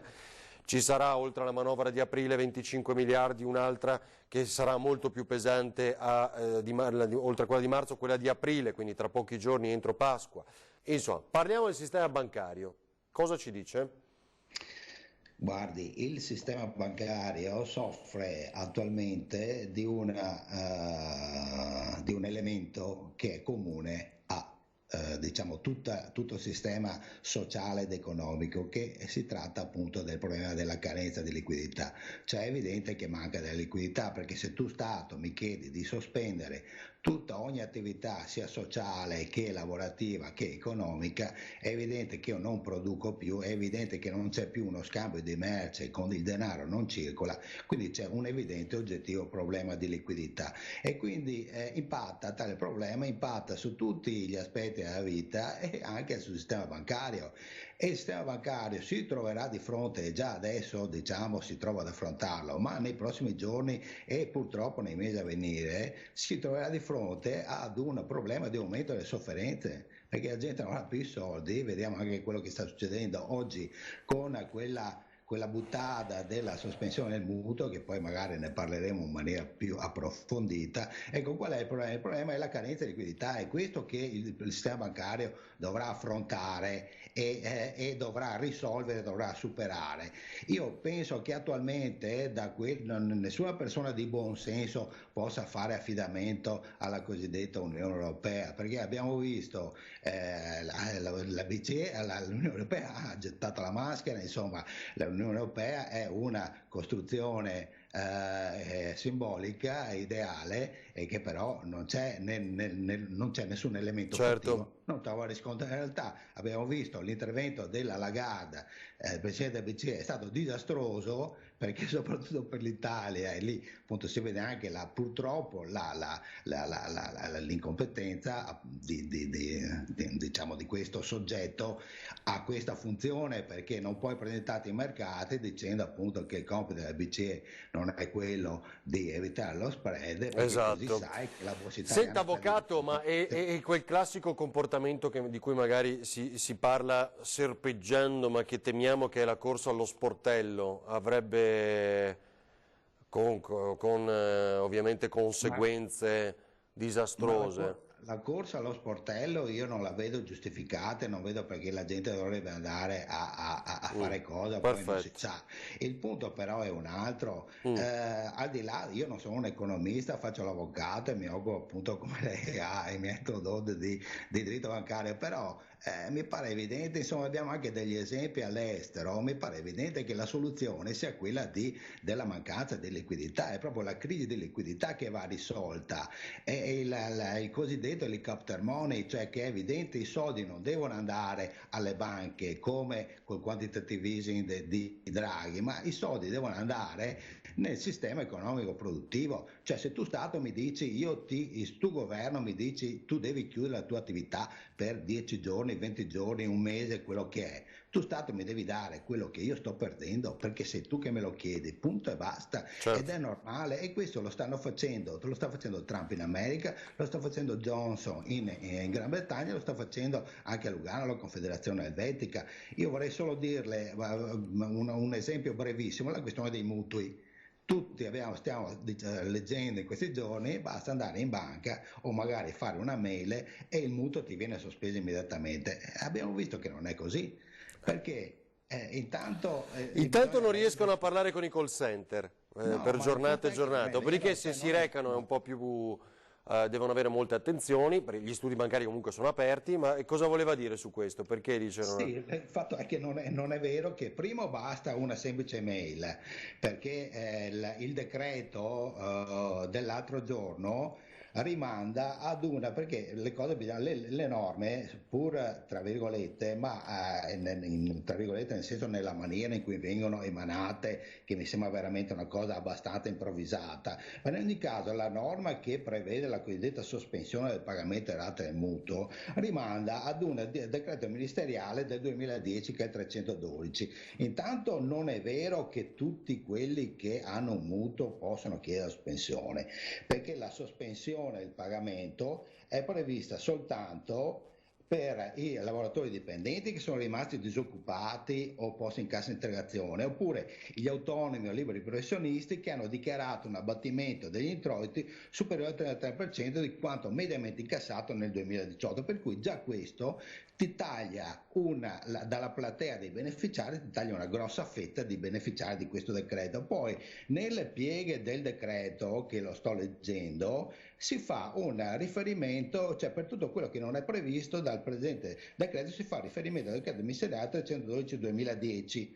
Bene, in questo decreto ministeriale fa ulteriori esclusioni, perché esclude il mutuo, diciamo, non può essere chiesta sospensione del mutuo per tutti coloro che hanno ritardato un pagamento superiore ai 90 giorni, per esempio, oppure che hanno fruito di agevolazioni pubbliche. Ora è evidente che questo taglia ancora di più la fetta dei beneficiari di questo beneficio sospensione del mutuo, e va ovviamente interpretato come l'ennesimo favore che questo governo sta facendo appunto alle banche. Tra l'altro, scusi avvocato, se questo decreto fa riferimento al decreto del 2010 che esclude che possano sospendere il mutuo, lo ripeto ancora una volta perché è stato molto chiaro comunque lei, quelli che hanno ritardato pagamenti della rata di 90 giorni sono quelli che hanno più bisogno. Infatti, ma poi allora diciamo, lei ha perfettamente ragione, facciamo anche un'altra considerazione: chi lavora in nero? Perché ci sono delle attività, magari non nella nostra regione, però ci sono delle attività che si fondano sul nero. Ora, a parte che il nero, qualche ministro di questo governo ha detto che chi lavora in nero deve essere tutelato, ma allora poniamo questa considerazione: se lo diciamo una volta, diciamola sempre. Allora teniamo anche bisognoso e anche chi lavora in nero, e magari chi lavora in nero sta anche continuando a pagare il mutuo dei suoi proventi in nero. Allora perché il governo esclude questo? Cioè, al di là di ogni considerazione etica che lei, voglio dire, io sono stato spesso suo ospite nelle sue trasmissioni e lei sa benissimo come la penso, per me l'intervento dello Stato dovrebbe essere sempre il minore possibile, abbiamo visto l'esempio delle banche venete, però se lo Stato dice tu devi bloccare la tua attività, e se lo Stato ti agevola e ti dice tu puoi sospendere il pagamento del mutuo, questo beneficio deve essere esteso a tutti. Questo è il punto, perché anche chi prende il reddito di cittadinanza e magari continua a pagare il mutuo, perché questo deve essere escluso e non rientra appunto nel decreto dell'altro giorno? Perché è tra quelli che chiedono sostegni, no? È quell'altra voce che citava lei poco fa. Scusi, Certo. Fare disparità di trattamento crea alla fine tensioni sociali che le paghiamo noi tutte quante. Stiamo vedendo al sud quello che sta succedendo, ma stiamo vedendo anche quello che sta succedendo anche in Spagna, cioè ci sono forti tensioni sociali, la gente Chiarissimo. di questa quarantena siamo veramente al limite perché non c'è una soluzione, perché il punto grave è questo, che il cittadino può sopportare una sospensione della propria attività professionale e economica, ma la può sopportare se chi sta governando e sta gestendo questa situazione dà delle chiare indicazioni sul dopo. Allora, avvocato, ma ho davvero un flash che abbiamo già la pausa pubblicitaria e poi ci rivediamo per gli aggiornamenti. Banche Venete? Banche Venete, l'Odissea diciamo è in tono minore, però sta proseguendo, nel senso che c'è stato un ulteriore spostamento mi pare 18 giugno dei termini per la presentazione delle domande al cosiddetto fondo indennizzo risparmiatori, per cui si andrà a 18 giugno, non so con quali soldi alla fine. C'è anche, pare che sia stato previsto anche un acconto del 30%, ecco, questo però, ripeto, siamo tutti, si naviga a vista, ecco. Chiaro. Questo è il punto. La cosa certa è che è stato rinviato il termine per la presentazione della domanda al FIR al 18 giugno. Va bene, avvocato, grazie davvero, non credo che non abbia visto, cosa voleva aggiungere? Niente, la stavo salutando. Ah, che non abbia visto il pianoforte lì dietro, quindi ha come passare sì, è una impostazione di fortuna, per cui... Sì, ma è lei che suona o la moglie? No, sono io che allora sono appassionato di musica e mi diletto anche a suonare il pianoforte. La prossima volta dovremo fare la ricetta per le banche in nota, allora, quindi ci sentiremo.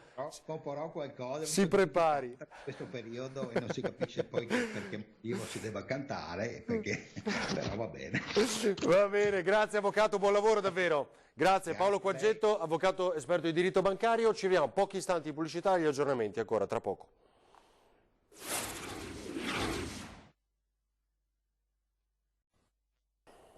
Allora, torniamo in diretta, 14:20 quasi, ok. Cavallino Treporti offre le vacanze agli operatori sanitari in soggiorno gratuito in località balneare del Veneziano. Cavallino Treporti pensa già alla ripartenza, offre il soggiorno gratuito nella località balneare del Veneziano al personale sanitario provato dal coronavirus.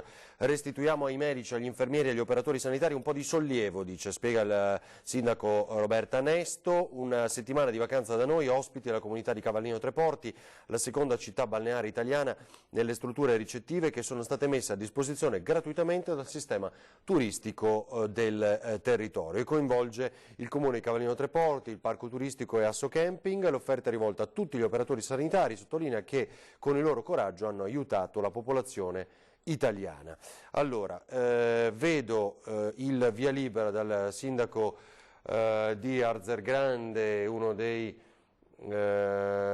dirigenti della Lega della nostra regione, Filippo Lazzarin, che salutiamo e ringraziamo, vediamo, anzi se lo possiamo salutare, ma ci stiamo collegando con lui perché dovrebbe essere uno di quelli con cui si è sentito Matteo Salvini in queste ore, però io non lo vedo, vediamo se si collega, se no vabbè, attendiamo ancora qualche istante e poi diamo qualche altro aggiornamento. Sì, a Treviso buoni alimentari a casa dal 6 aprile. Parte dal 6 aprile la campagna domiciliare dei buoni alimentari a Treviso, che ha avuto 450.000 euro, l'abbiamo ricordato più volte, per l'acquisto di spesa e generi alimentari di prima necessità per i cittadini. Dunque dal 6 aprile ci saranno questi buoni. Adesso lo vedo. Grazie Sindaco, buongiorno, ben trovato. Buongiorno Ferdinando, buongiorno a tutti. Allora, sindaco di Arzergrande, dicevo uno dei dirigenti della Lega nella nostra regione, dunque si è sentito con Salvini, almeno così diceva l'ANSA, no? Poco fa. Che cosa dice il senatore?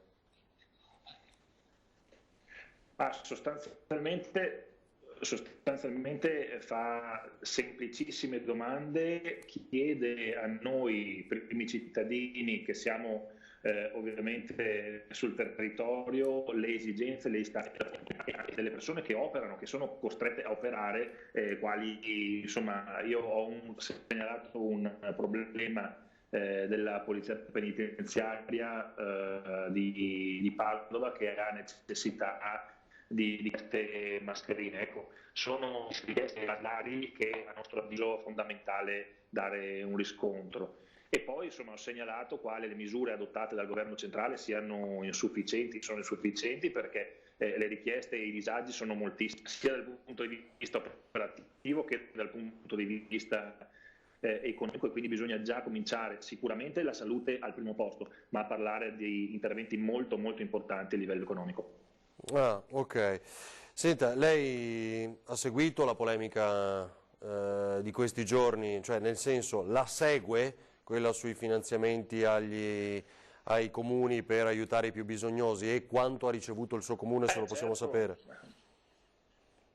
20.000 euro, sì. Allora, io la sto seguendo anche perché dal momento in cui un Presidente del Consiglio dice in diretta che la responsabilità o la seguiranno tutta i sindaci, dal minuto dopo, siccome nessuno ha il numero di telefono di Conte, ma di Filippo Lazzarin ad Arzergrande in molti ce l'hanno, ecco che è arrivato il messaggio, la telefonata: come dobbiamo fare? Un attimo, appena arrivato, non lo sapevamo nemmeno noi, l'abbiamo appena appreso come voi alla TV. Pertanto, al di là della difficoltà poi di stabilire chi poi l'ANCI ci ha dato una mano, mi sono sentito anche con il collega Mario Conte di Treviso, che è disponibilissimo, davvero sta facendo anche lui gli straordinari come tutti noi.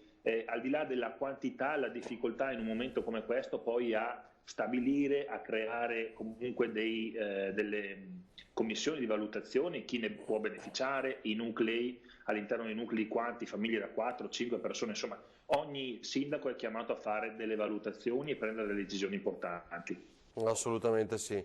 Come va nel suo comune, sindaco? Non so se è caduta. Oggi uscirà a breve il mio comunicato. Sì, prego, ora la vediamo, certo, sì. Ecco, no, dicevo, proprio oggi uscirò col mio comunicato, dove ho un po' l'amaro in bocca perché purtroppo nei giorni scorsi ho visto che c'è ancora parecchia gente che gira per il paese, per il comune, senza cagnolino, quindi non portando, senza della spesa, senza mascherina. Pertanto siamo a quota addirittura 13 positivi su 5.000 abitanti, è un dato significativo, e quindi con l'ausilio anche della Protezione Civile, che ringrazio moltissimo, ha distribuito fino a ieri in tutte le case i dispositivi, gli schermi protettivi. Costantemente continuiamo a portare il messaggio mio a tutta la cittadinanza che bisogna rimanere a casa. Grazie sindaco, grazie a Filippo Lazzarin, buon lavoro. Sindaco di Arzergrande. Qui arriva un aggiornamento che immagino, dalla regione, che immagino sia in merito alle consegne. Eccolo qua. Ed è quello che aveva nelle sue mani Ilaria Marchiori poco fa, perché ha partecipato alla conferenza stampa della regione. Le discrasie, viene titolato così, nelle consegne alla regione Veneto, la situazione aggiornata al 1° aprile, quindi alla giornata di ieri. Cioè, cosa dice? Calzari sovrascarpe, cioè, citiamo qualche esempio. Sul sito della salute dice 399.000 quantità rilevate, vabbè, 300. Vabbè, questo è in positivo, cioè ci hanno portato più calzari e scarpe e sovrascarpe rispetto a quello che dichiarano. Però andiamo a qualche cosa di mancante, per esempio quello più eclatante è quello delle mascherine chirurgiche, cioè si dichiara 3.893.000 e invece quelle che sono arrivate in Regione Veneto 1.500.000, quindi meno 2.300.000. Ma le FFP2 qui è la parte più nella quale si rilevano più differenze tra quanto dichiarato datoci dal Ministero e quanto realmente è arrivato. I guanti in lattice 699.000, invece ne sono arrivati 294.500. Tamponi per campioni rinofaringei 1.300, invece ne sono arrivati 0. Tubi 1.180, ne sono arrivati 0. Insomma, tra quello che dichiara di 6.500.000 circa di forniture, 341.000 di diverse voci in meno arrivate alla nostra regione. Vediamo sotto, lo guardiamo insieme al volo. Ecco, questo poi è il dettaglio delle mascherine. Dichiarano di averci dato, lo vedete, 4.770.000 delle diverse tipologie di mascherine, ne sono arrivati 2.170.000, quindi 2.600.000 quasi in meno. Eccolo qua. Quanto dicevamo poc'anzi. Diamo uno sguardo al coronavirus. Luca Zaia: il Veneto perde 12-13 miliardi al mese, turismo, i campeggi durano 1000 soggiorni, per ora è impensabile riaprire le scuole. Ecco come titola adesso il Gazzettino dopo la diretta straordinaria che abbiamo visto e vissuto insieme. Dunque, Andrea, invece di, siccome mancano 2 minuti, possiamo vedere la distribuzione di buoni spesa a Padova, perché è un servizio molto importante. Se ce l'hai al volo lo vediamo, perché addirittura il cavò, diciamo, delle banche, perché si tratta di soldi veri, quelli che avevamo anticipato già lunedì sera a Ring con l'assessore Antonio Bressa, che diceva è di fatto una moneta circolante alternativa. Vediamolo. Le attività commerciali che vogliono aderire devono farsi avanti. Sono arrivati i buoni spesa finanziati dai fondi ministeriali e distribuiti a tutti i sindaci, anche della provincia di Treviso, che per gestirli avranno delle linee guida dettate dall'ANCI, ma tutto sommato saranno abbastanza liberi. Il criterio per tutti è che i buoni non sono destinati a chi già percepisce un reddito di cittadinanza oppure è seguito dai servizi sociali. I soldi infatti sono per i cittadini che a causa del coronavirus sono andati in difficoltà. Da oggi pomeriggio, per i cittadini che ne hanno i requisiti e ne hanno necessità, troveranno nel sito l'autodichiarazione sostitutiva da compilare e da inviare, seguendo le indicazioni che troveranno nel sito, al nostro ufficio preposto per questa emergenza coronavirus. Saranno dei buoni acquisto che vanno dai 70 ai 200 euro in base ai nuclei familiari, importi settimanali. La somma dei buoni dipenderà dai componenti del nucleo familiare, non serve presentare l'ISEE. Serviranno per comprare generi di prima necessità, dunque potranno essere spesi soltanto nei supermercati. Allora, così Treviso, va bene, abbiamo visto un flash, però dicevamo Padova invece che è ancora più di impatto, no? Il vedere, eccoli qua, i buoni, ecco, il servizio giusto. Telefonate ed email ai contatti aperti dal Comune di Padova sono già cominciate ad arrivare. I dipendenti dei servizi sociali sono al lavoro per individuare i casi più bisognosi. I padovani risponderanno ad una serie di domande, se rientreranno nei requisiti firmeranno un'autocertificazione per ottenere i ticket. È partita così la distribuzione dei buoni spesa per le famiglie che in questo periodo di emergenza si trovano senza reddito e non sono in grado di acquistare beni di prima necessità.